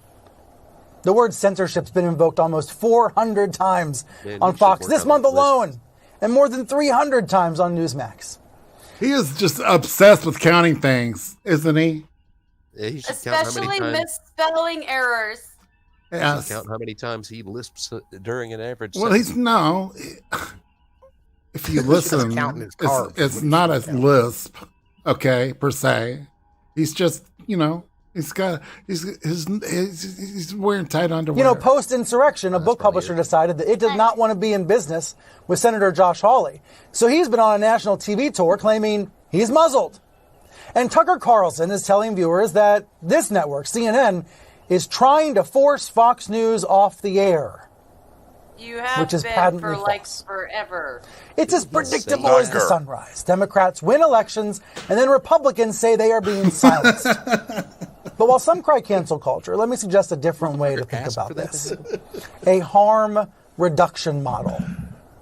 Oh my God. Most people i.e. want cancel clean culture air. because you're All right, the one harm deciding reduction- what's harmful. All right, so what harm reduction is, it's actually sociologists and psychologists developed it like in the 90s, right? And what it means, it's really kind of a so in addiction treatment, the main model has been total abstinence, right? All right, this model is like, well, they're going to fuck up anyway, so we might as well give them clean needles and shit to do it with. That's what harm reduction is. It's about and it's more involved. So it's real socialisty. And it's lowering bars of expectations. It's once again, it's like that.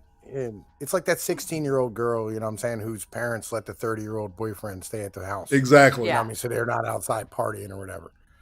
I used to love those chicks when I was a kid, man. Legit. You can go to their house and drink and get high and do whatever you wanted to do. Like, it was a great fucking place to be. Dude, that was kind of my house. I use cigarettes. Somewhat. Like my mom would be like, I'd rather you smoke a joint at the house All right, than go and smoke a joint where you're going to get in trouble. All right, so the information pollution is like stuff like, QAnon, like, these conspiracy theories that are going out all over the left-wing media and all that stuff, right? And so listen to his solution, because it's not about freedom of speech. Blue skies, and accurate news and rational views. And then in that healthy environment that looks beautiful, then we can have great fights about taxes and regulation and healthcare and all the rest. The vast majority of people can agree that disinformation about, let's say, the pandemic is unhealthy. It's harmful. So how can that harm be reduced? Well, big tech platforms say they are removing lies about vaccines and stamping out Stop the Steal BS and QAnon cult content. Now, do these private companies have too much power? Sure. And many people would say yes, of course they do. But reducing a liar's reach is not the same as censoring freedom of speech. Freedom of speech is different than freedom of reach. And algorithmic reach. Freedom of reach. That's what he's all about. That's why I hate this dude, man. It's part of the problem. Yo, you know what? You know my channel. Now, Just Facebook CEO Mark Zuckerberg seems. When? Like yesterday. What? Right, because I said America is a republic and not a democracy. It is. It's a representative republic. It's a representative republic. That's crazy. I know, but but I'm not allowed to say that on YouTube because, apparently, America saying America's not a democracy is, now it's promoting false narratives and what? Yeah, it's promoting false narratives and conspiracy theories on YouTube. So why are you saying that shit on my channel? I already got a strike against it, man. What are you doing? But that's written in the Constitution. What? Yeah, it's stupid. To We agree, talked here's the headline about from this. Politico. He's All right, pledging let's- to Just a piece of parchment depoliticize Facebook. Zuckerberg says one of the top pieces of feedback that we're hearing from our community is that people don't want politics and fighting to take over their experience on our services. Yeah. He's several years too late, but that is a real issue. And he wants to now try to clean up Facebook. Yeah, man. But this is bigger than Let's Facebook. make This sure all the harm things happens we all know. over the Put up place. pictures of the In the words lights of a and recently kids and fired pit Fox News editor, news consumers are both overfed and malnourished. The media landscape is ruptured, it is fractured, but the left and the right do have one thing in common. They are both keeping a critical eye on President Biden. You've probably heard me talk a lot about the pro-Trump media in recent years or recent minutes. It's a colorful cast of characters of proud right-wing partisans. But what about the progressive media universe? The actual liberal media. I'm talking about the Jacobins, the Democracy Nows, the These are Nations, the Mother progressives, Jones. y'all. Yeah, there's a lot of progressive power players out there. Check out this. Now in the Biden years. Jacobin is check it. outright fucking. I want you to catch this array of brilliance, genius, cutting edge journalists. Joining me now to discuss the real, actual liberal media, Elizabeth Bruneck. She's a New York Times opinion writer. Dave Weigel is a Washington Post national political reporter. And Brianna Joy Gray, former national press secretary for the Bernie 2020. Dude, he looks like he needs another drink, man. Just saying that like dude. Campaign and the co-host of the Bad Faith podcast. Elizabeth, let me start with you. You're the New York Times as an opinion writer. There is, of course, giant New York Times newsroom. Some folks say the newsroom leans to the left. Yeah. How do you see the difference between what you do, what you write for the New York Times, versus the reporters who cover Biden and cover the left? Well, I think that, broadly speaking, the newsroom is going to be fairly adversarial based on anyone who's in the office. They're going to be trying to, keep that objective middle path. And I can understand why some people feel like that's a little liberal slanted. But on my end of things, I'm very upfront and very forward about my leftward views, my sort of democratic socialist approach. Sure, So you are. Yeah, she replaced Barry Weiss, who had quit because of the politically hostile environment that the New York Times has become. She was on Rogan and shit right after she did it.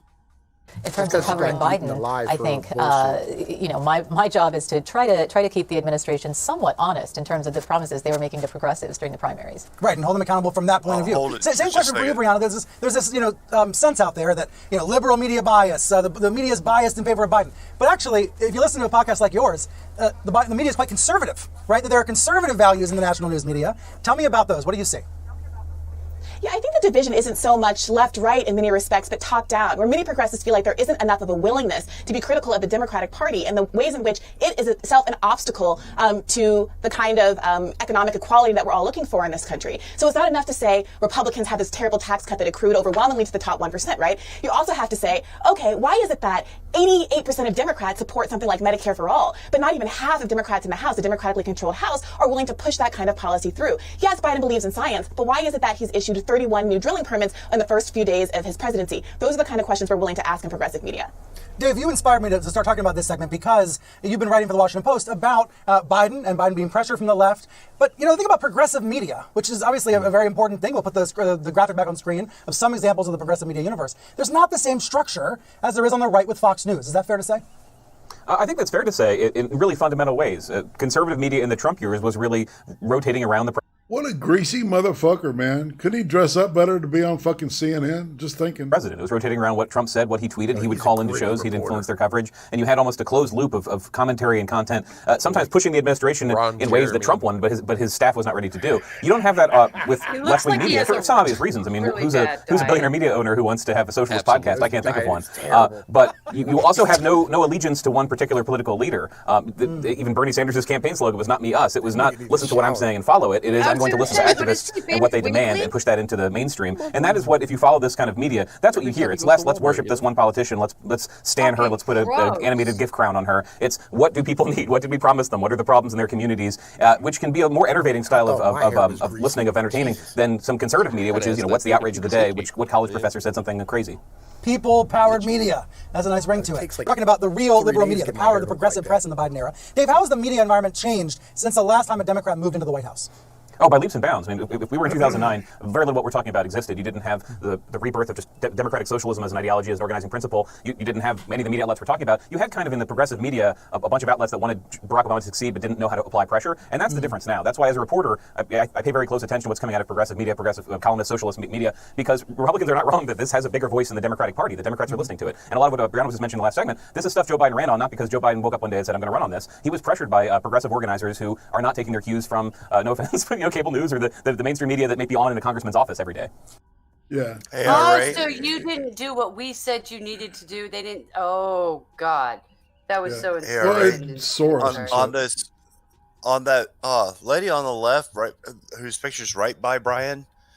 You notice that she looks an awful lot like Gloria Steinem.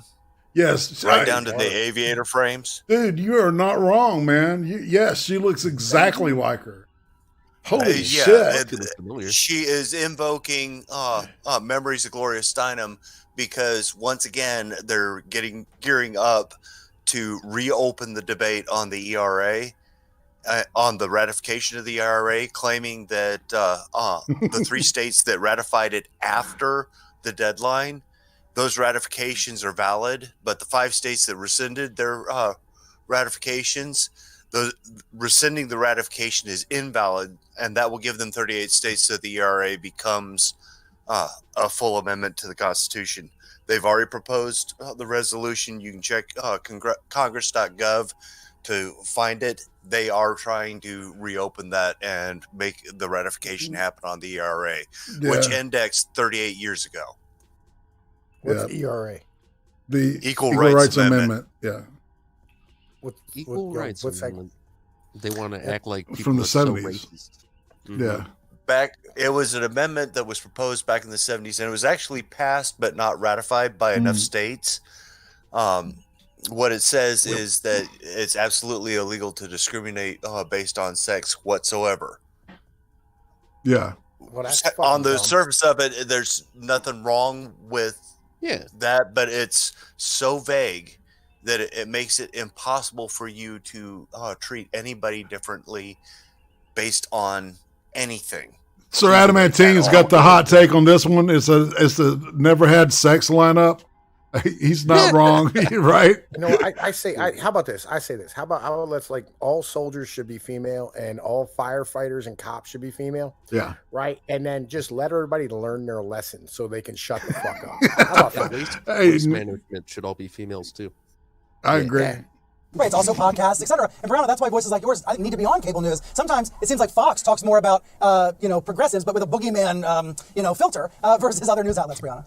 Boogeyman filter. Yeah, occasionally that's true. The reality is much more likely to see Fox have someone like Glenn Greenwald on to talk about a progressive issue like Julian Assange and press freedoms than you are a network like CNN or MSNBC sometimes. But the reality is that the division between Fox and the liberal networks is a fiction in large part when it comes down to what people in their homes are actually thinking about. There's actually a lot more unity among Americans when it comes to the issues. 3/4 of Americans favoring a wealth tax, majorities of Democrats and Republicans supporting Medicare for all, majorities of all Americans supporting a living wage, etc. And so what people are looking for is fewer networks that push us into our balkanized categories and more that are willing to talk about the fact that kind of corporate capture of Congress, both parties, is really motivating why these kinds of issues aren't being delivered, especially in a time of immense crisis. And Elizabeth, how can publications and websites and podcasts help push Biden home accountable? How do you describe that role of the left media? Well, I think one of the huge important things left media has to do right now is to consolidate a political identity for the left so that you have all of these people who are sort of coalescing around a generally left worldview, but they don't know if they need to be all in favor of the Democrats like Dave was talking about, or if they need to have a sort of antagonistic. Yeah, but she doesn't have the ability to talk with her bottom jaw not moving like Gloria Steinem did. Right? Posture, or if they need to kind of weave back and forth between the two. And so left media presents, I think, an image of a left political identity. And whether or not that can consolidate into something enduring is the difference between whether the left remains active and able to apply pressure. From the looks of it, she doesn't own a toothbrush either. The Q party. Representative Green, Q and us. Are we going to hear more of that? Look at this chick, Tom. Turn the GOP into the Q and A party? Yes, I think Democrats see. Dude. It looks like Dennis Rodman. Oh my God! Wesley Snipes and drag. Yeah, and this is more of the same shit, man. I mean, dude, Uzi and I watched this Sunday, and Uzi just kept looking at me like, "What in the fuck?" Because it is really irritating as fuck to wake up to that motherfucker right there. Just saying. All right, so now we're gonna watch a little Russian dash cam. Yeah, that bitch like she would hit you with a 3-piece and a biscuit. No shit. You got a hell of a right hook. Dude, she must be the one that came back to that Roscoe's Chicken and Waffles with a gun. Yo, she lit people on fire in a local bar. And we just watch videos from a lot of it's from Russia and Poland, but there's some from America and like Brazil on here now. See, Pinoy, why'd you cut that guy off, dude? That's Pinoy's truck cutting this dude off right now. I would never drive a cab over. See, they had a head-on collision. Did you see that shit? Pushing a truck, dude. No, he wasn't pushing it. It was a head-on collision. They were stopped. Oh, okay. I thought he was pushing him because. Yeah, and he swerved to avoid it. Good God. Yeah. Why even attempt to drive in some shit like that? Yo, because you got places to go. Bam! Ooh. That car was probably ripped in half. It was fucked up, that's for sure. Man, it's all right. Man, it's fucking crazy the amount of shit that a car can take though nowadays. Yeah, I was showing my pops that yesterday. Mm-hmm. It's like, man, you can see some shit now where a car falls apart and it's like, man, the driver's dead, and then you find out they had like a broken arm or something. It's like, damn, that's a hell of a difference.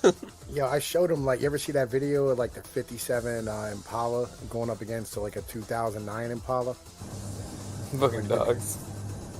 I remember the one with the Pinto. You ever see the Pinto test where they crash a Pinto into like an Eldorado or something just to watch the Pinto blow up?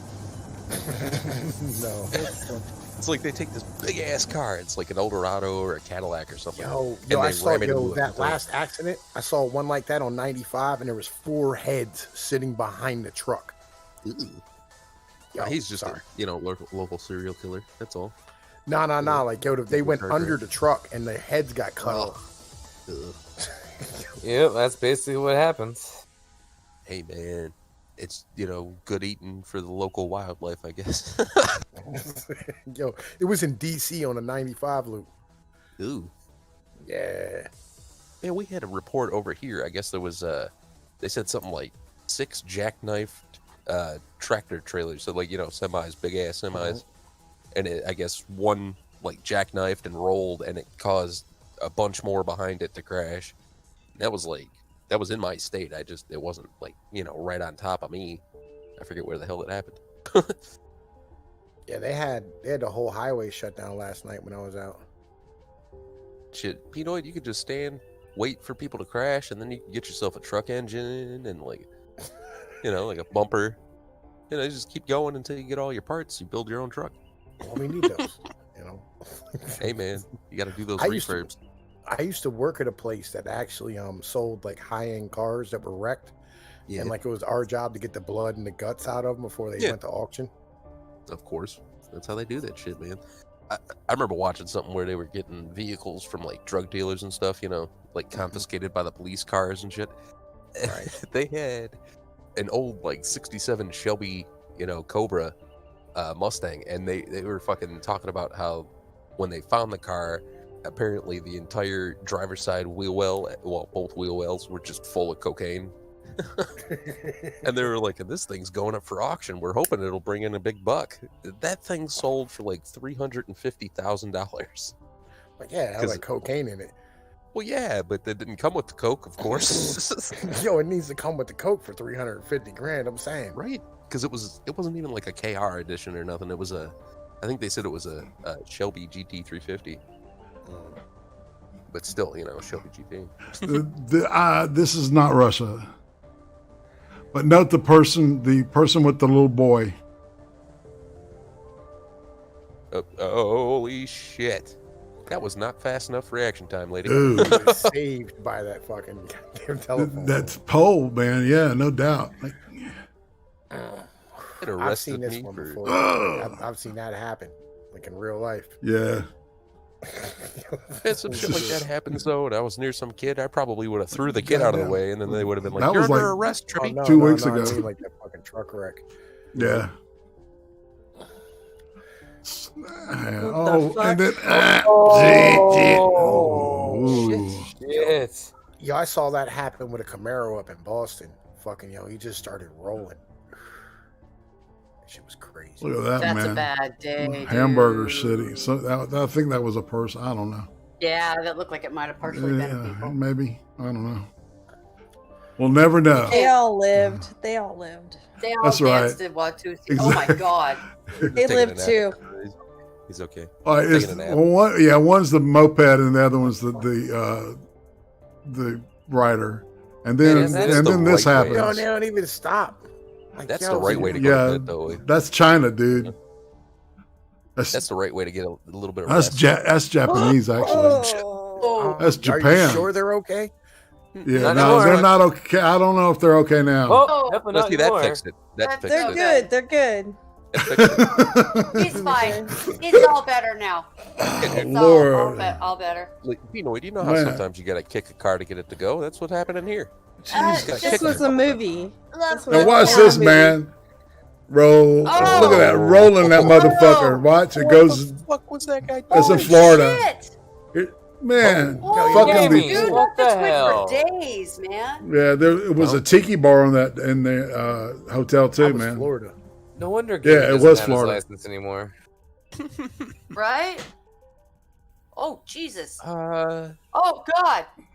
Yeah, Got stop, places to wait, go. back He does up. not have time. Back oh, up. Reverse. that's not Reverse. good. Flambe. Reverse. Jesus. Wait, I don't know what. I Apples? like all Apple. these movie shots. Yeah.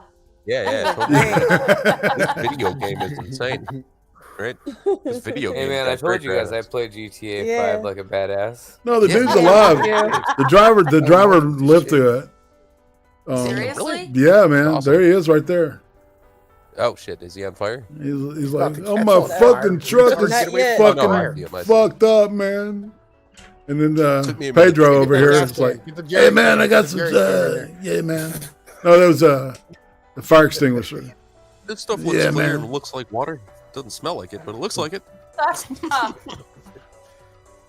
Oh yeah. This is Sunday, January 24th. So it's like, Wow. look at that. Oh no! Check out the axle, man. It threw a Goodbye. fucking axle.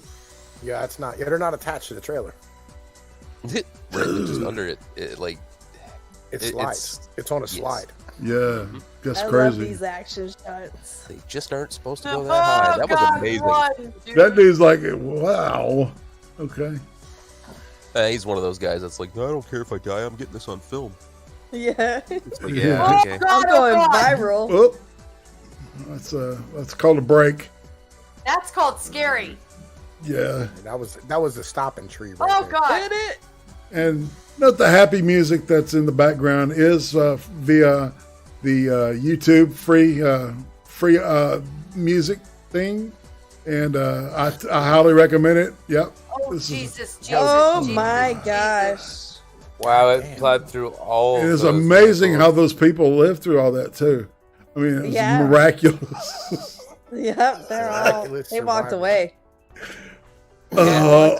3, That one guy's 4, think it's still here, but he walked away. dude. It's like I found a leg, but that dude walked away. Yep. Excuse me. Man, I love these crash test dummy commercials. Me too. Right? They're great commercials. They're great commercials. I know what cars not to buy. I you said there know. was background Everything music? in China. Yo, there is nothing you're going to do with a dump truck coming up behind you like that. I don't care what you're driving. Oh. Hey, it's that guy from that movie where he Oh delivers God. stuff. Ow. They said Yeah, you shall fucked not yourself pass. up, dude. Oh God. Uh-oh. Hey, Oh, God. Mr. Popo. Go hit the popo, man. Popo hit It's the more of the popo. driver. Here it come the seems to lights. me. Oh, now his he lights turns are lights on. Oh God. Oh. Oh shit, Ah! dude. Bad driving. Okay, Good that button, driving. that seat had a button. Right. You're like, You know what the problem is when something like that happens? You have to stay on the gas. You cannot hit the brake. No. You can let No, off you the can't. gas No soon. shit, dude. You have to try to steer it out. Yeah. when you can. My man's right here. My man's right here. He's not moving. How did this person not get hit? So He's lucky. Damn. Don't matter if the car got fucked up all down the Maybe side. maybe They got 5 lucky as feet. shit. This is Russia. For sure. Idiot. Oh my god. Got Yeah. exactly what you deserved. Yeah. That's a giant red bus. Are you fucking Yeah, this is in the the third lane. you get what you fucking deserve. Yo, thank you, bots, for doing us. Shitty drivers, man. I will. Oh god. Oh god. And around here, you're more likely This to see is somebody Korea. who's driving something that has I can already tell the been difference between Korean and Japanese and, No, and this Chinese. was now. that was the So can sentence right there. Jesus, dude, that was just a bad day. All right, so out of the 12 people that were in the van, 5 of them lived. So people lived. Yeah. Oh yeah, that's a story. I hope. I get that. It says at the bottom here. See? That's what it And said. one dude got out. It's amazing. Amazing anybody lived in that shit. Yeah, You know because it. that thing. Yeah. Pino would show me one with the fucking Arabs drifting and the Oh, guy that flying was out the the window. best shit. Oh yeah, that's some classic shit there, man. I love Yo, watching Arabs. my man went up over top of the dune. That was great. Yeah, we did that on Gulf City, and Gasly was like, "No, no more of that." Yeah. Oh man, like, come on, man. All right, here we go. Australia. He is moving. Oh god. Yeah, this is Western Australia. I want to see Okay. a kangaroo jump in his car and punch him in So- the face. The land of Crocodile Dundee. That's right. They know how to build bridges there? I didn't know Yeah. that. Amazing. Why are they all trapped on the coast. Well, you know, they are British. They are subjects of the British Empire, right? Yeah, most of them come from Danes, though. We got a lot Oh of my friends god, there, what are so- you doing? Oh! Tommy? Caught it on fire! Caught it on fire, did you? Oh shit. Oh! See, this could be one of my friends' car. Nah, probably not. They're all car guys. was They got like Cass. shit you wouldn't find in Australia usually. Like Get out! Gas. Get out of the car! Yeah, It's like, okay. You fucking bogan. Cops like, get out of the car, you Yep, idiot. bogan. You bogan, you fucking Yo, this vagina. is, yo, this is the problem, right? Yo, I had that happen to me one time. I got in an accident, cops slammed me. Like, yo, dude, I was just in a major accident. Like, yo, maybe you shouldn't be slamming people who need medical attention. Yeah, dumbasses. Exactly. Like, I'm bleeding so bad, you literally followed my blood trail to a hotel to come get me where I'm calling for help. Jesus. Yo, you What just the bodied fuck? me. Ding! There you go. Here's a concussion to go along with all the All other right, yeah, wheelie, man. Badass. Get it. Come on, wreck into the other lane Watch like the this. asshole you are. Wobble, wobble, wobble. Get it. wobble. Oncoming right. Oh. Whoa. Oh, right into the very back. Dude, tire, that dude too. bounced. He bounced like a motherfucker, didn't he? Like a Yeah. bunch of air shot out of the tires. Whoa. And everybody was fine. Yeah, it's They amazing. all went home and had It's amazing, yes. All these, yeah. Somebody's gonna What? fuck up somewhere. What are we It's doing such here? pretty grass, dude. It's beautiful. This is Going kind of for true. That's that, true. you know, Lord around. These are not the kinda steps turn of you Russia. This is not Alabama. This is U.S. There it though. Oh, here it comes, No, Pinoid. this is not U.S. Look at that You truck. don't think? No, it was a 3-wheel trailer back there. Oh, yeah. That's a lorry, isn't it? That's Britain. Here's the yeah. beginning of the wreck. You can see a muffler. No, it's not. Why are they? Britain. No, they're on the right side. No, this is. Oh no, this is Brazil. That's right. That's right. Okay. Yeah, because this is Trying to where. figure out All where right, to so see the watch pretty the green. burning fragments of tire. Shit. Yeah, I ended this before the guy. You could hear the guy's son dying. So, yeah, Gotta cut that kind of shit out. yeah. I mean, No, he it's ended up being okay. Yep. no. Well, he was screaming because he was burning. So I don't know. Just turn off the sound. Legit. That's what I did. Oh, the sound stays on. We must traumatize everyone who's listening. Jesus Who's on fuck. fire? Where is it on fire? On the other his side. His brakes. His brakes caught fire. Yeah, I had a break. Yeah. The brake lock, probably. Lock Yeah, up on you end up, fucking you know, I jammed up. mean, like it ends up just heating up and nothing you can do. Get the fuck out of the truck and run as fast as possible. right? Yeah. Well, you can tell that sometimes the noobs driving trucks, man, they'll slam on the brakes and shit before they don't even, gear down. No. Yeah. And on ice and shit. I know, man. It's crazy. Just lock your brakes up and go for a fucking slide because that's what you're set up for. Fucking even in a car that'll happen, of course. It's like you're a roller skate. Dude, that is a blaze. Wow, that's hydraulic fuel. Hydraulic oil and Or oil, not fuel. I wouldn't Oh, it's not? I can't tell where it's burning from. Trucks don't have hydraulic oil. Or no, I meant the... wait, what? So is that No, two trucks it's stuck air. together? Yeah. Are you sure those have air brakes? Because that looks like an ancient ass truck. I was thinking it still All had. all of them had air brakes. It's gonna go underneath. It's a safety feature, Tema. With air brake system, if you lose air, it automatically sets the brakes rather than you losing the brakes while you're driving down the road. So if you lose air, your tires lock up, you pull over to the side. Okay, so I misunderstood the type of hydraulics for them. Understood. Yeah, they're pneumatic. Yeah, my bad. This is one of those smoky. The air actually holds the brakes open. Yeah. Rather than like when you push it, it closes them. You know what I mean? Yeah. Yeah. No, I was using the wrong kind of hydraulic system in my head for that. For some reason.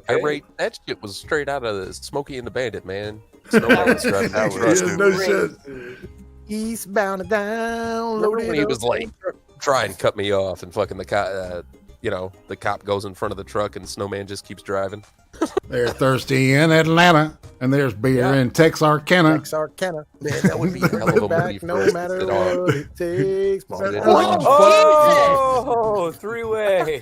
Hey, man, Smokey and the Bandit's a great fucking movie. I love that. Cannonball Run, all that Oh, shit. Jesus Christ. Why did you hit him? Yo, why did you not hit that cocksucker? Oh, dude, your bed motherfucker's busted, man. Like the cop backed around. And then here's some... He should have just hit that PT Cruiser and done us all a fucking favor. Anybody who drives a PT Cruiser should not be fucking an American. No. Should not be fucking American or should not be American. I don't know. I'm Like, people who confused drive by your PT Cruisers, messaging. I get they think women should be preachers. Like, they're garbage people. Okay. The PT Cruisers? It is the worst car ever made. This dude? It's a Dodge Neon. Again, worst car ever made. Yeah. I don't like PT Cruisers either, but that's for personal reasons. What the fuck I am I don't know, looking Becca, at, how'd you dude? peg for a pick 'em up girl? Kevin Hart just get his ass kicked? But Somebody just had like the most garbage fight ever. Oh, watch this. No, it ain't over. It would have been better if their pants stayed up. Yeah, it would look. Oh, there you go. What are you hitting with? Oh, bottle. I'm done with your ass. 40 ounce? I thought it was a bag of bread for the first, 40 upside the head. Oh, Jesus. Dude, well, he's back. He didn't stay out long. So why was No, but he's gonna go get another one. Uh-oh. He's like, come on, man, I've got another bottle. Stop it, dude. Stop it. I'm That guy's done. like, I'm woozy. I am fucked up. No, you've done got a brain hella damage five at that concussion. point. You've probably cracked his And skull. I've been at this bonfire several times. I know these two dudes. Oh my God, I do too. And Yeah. I would Me too. side tackle somebody because there's a fire right there, and I'm not doing another 2 weeks at a burn center. Thank you very much. Well, they also got the truck lights on, Got that Dodge Ram they're lighting it up. with the Good cab time. lights and shit on it. Come on, Fuck Joe. yeah. Yeah. Never drunk. I never drank a hunch punch under such circumstances. I've never seen anybody do this. I don't condone it, but if you have to, if violence is your only resort, then I guess you have to resort to it, huh? So I guess. I'm just goofing off. That's all. He's got a Michigan shirt on. Now I feel bad. They're all wearing it. rednecks are everywhere, dude. Your fault, Trippy. There are people. Man, this is probably up north. See? Hey, man. Okay, yeah, I that's love how you you too. do it. That's right. That's how you're Man, supposed And watch to this. do it, We got guys. rednecks. Pinoid, we got rednecks here. Did We you got catch that people that are shitty headbutt? Yeah, That was shady lame as headbutt. fuck. He thought he was a badass, man. He got his shit handed to him. Now, the pièce de resistance, the best part about this whole reel here. Monkey and I both got excited about the same fucking thing. Oh, yes, mini fighters. Right, dude? Where's Little Macho Man? Yes, Bon Sacco, good times. Yeah, this is awesome. Yeah. I'm the first ever double champ, baby, in professional wrestling and midget boxing. Let's get Pinoid in there. All right, so we're back in the green room. Just a mini Pinoid. Hanging out. This is the point. We're done. Oh, you have done your time. You have paid your dues. You have endured the pain. And man, you know, I might have to do a whipped cream about the Time article. I don't know. I not tonight, but maybe I don't know. Anyway, Let me know if you do, because that's a big piece, and I'm going to be reading it in the morning. Maybe we should do that. Where's fucking Excel, man? He popped Yo, out like man, he every always time. does. Every time I come around, that motherfucker bounces. What the fuck? He does it when you're not here. He'll join the Yeah. stream, won't say anything. Yeah, dude. Exactly. No, this is typical. You know, not typical in a bad way, but yeah, we're not surprised. We're not surprised. We'll put it that way. All right. So, and what we'll do is we start A for Timma, what's coming up, and etc. Well, we have accelerated deconstruction tomorrow, but I would love to go over the article and break that down, because that is you want to talk about histrionic levels of gaslighting. Dude. And I don't even know the right words to describe what they've done with this article. Have you ever seen that movie Pontypool? No. It's almost like that. If you've seen the movie Pontypool, you know what I'm talking about. Anyway, all right. It's so, yeah, I would love to break that down, and I can't remember what time that is right now. 8 o'clock Central. 8 o'clock. Yeah, 8 o'clock Central, 9 o'clock Eastern, and that means it's 6 o'clock Pacific. There we go. All right. Becca Fairley.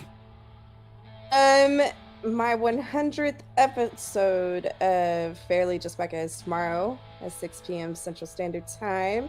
So I may do a little bit of news, a little bit of Ask Me Anything. Yeah, and she's been doing cam stuff on her channel, so if you've ever wondered what Becca looks like. Indeed. She's got pretty blue eyes. I'm an eye guy, so I had to say something.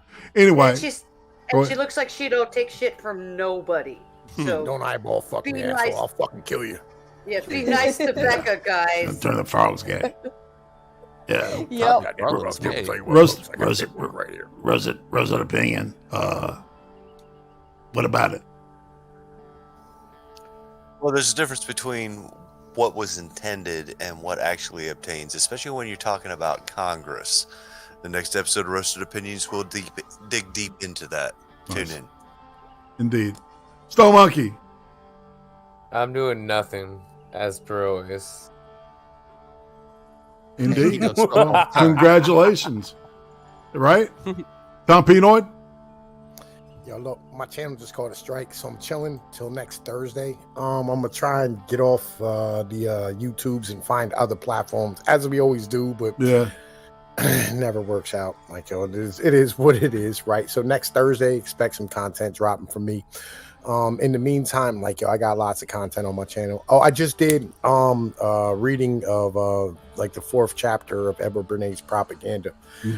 Y'all need to go check out. Like, yo, that playlist is well worth a listen. Like, if y'all want to, like, legitimately, like, it's like having those sunglasses from They Live. You know what I mean? Like, real shit. Dude. You know, it's just everything but the fucking ugly alien people. I mean, it's just, you know, but the same fucking thing. It's the same thing. Go ahead. Yeah. You know who Edward Bernays is? Yeah. Well, like, For everybody who don't know, he was the original propagandist. Like, he's the guy who got women to smoke cigarettes by calling them freedom torches during feminism. Right. He's the reason why everybody here eats bacon, right? He's also the reason, you know what I'm saying, why we went to war in Central America. He helped the United States like get us into World War II. Like, he is the original propagandist. And I'm reading you his thoughts on what he does so that you can see when the media does it to you. It's highly important that you understand exactly what's going on behind the scenes, and you can see it in real time. And it's legit. It's like having those glasses from They Live. Like, you can immediately go, oh, I can see the propaganda here. I know what the fuck's going on. Check that shit out. In the meantime, I'm chilling, but make sure you join my Discord. It's in every link in my description. You know what I mean? Like, you'll be notified of everything I drop. And on top of that, I got a great bunch of guys over there who are super smart and love conversating. Indeed. Trippy? Yeah, I don't know when I'm gonna be streaming next. Actually, I guess Ask Monkey. No, I'm just kidding. I'm just messing with Monkey. But yeah, I'll be back pretty soon. I just gotta get something that works for streaming. All right, that's all. All right, who knows? Yeah. All right, now I want to. Trippy's still around. I'm not dead. I'm coming back as soon as I can. Yeah, you are. You all right, man? It's gonna be good. Yeah. Yeah. That's my shield. My shield was horrible. All right, my shield is all right. Irate prostate. Tomorrow night, like we said, accelerated deconstruction. And Sunday I will be talking with MC. Sweet. Oh yeah. Shit, I love MC. Yeah. So that's it's like I'm starting to get, man, I had a huge list of people, dude. So I'm so anyway, and Monday when you interview MC, ask him if he's Dan Carlin's like alter ego. Dan Carlin, you got it? Yeah. You can ask him in the chat. Yeah, I do it every time I see him. You know what I mean? Because he sounds just like fucking Dan Carlin. All right, and he does history podcasts. And then Monday, Beck and I will be looking at something. I don't know what we're going to do, man. I really need to spend some time and think about that. But and on that note, I'm going to say thanks to the chat for showing up and hanging out, burning a steady number there for a while there. I appreciate it. Y'all exceptional group of people. And we'll do this, like I said, tomorrow night. So we'll see you then. Everybody say bye-bye. Bye-bye. Bye.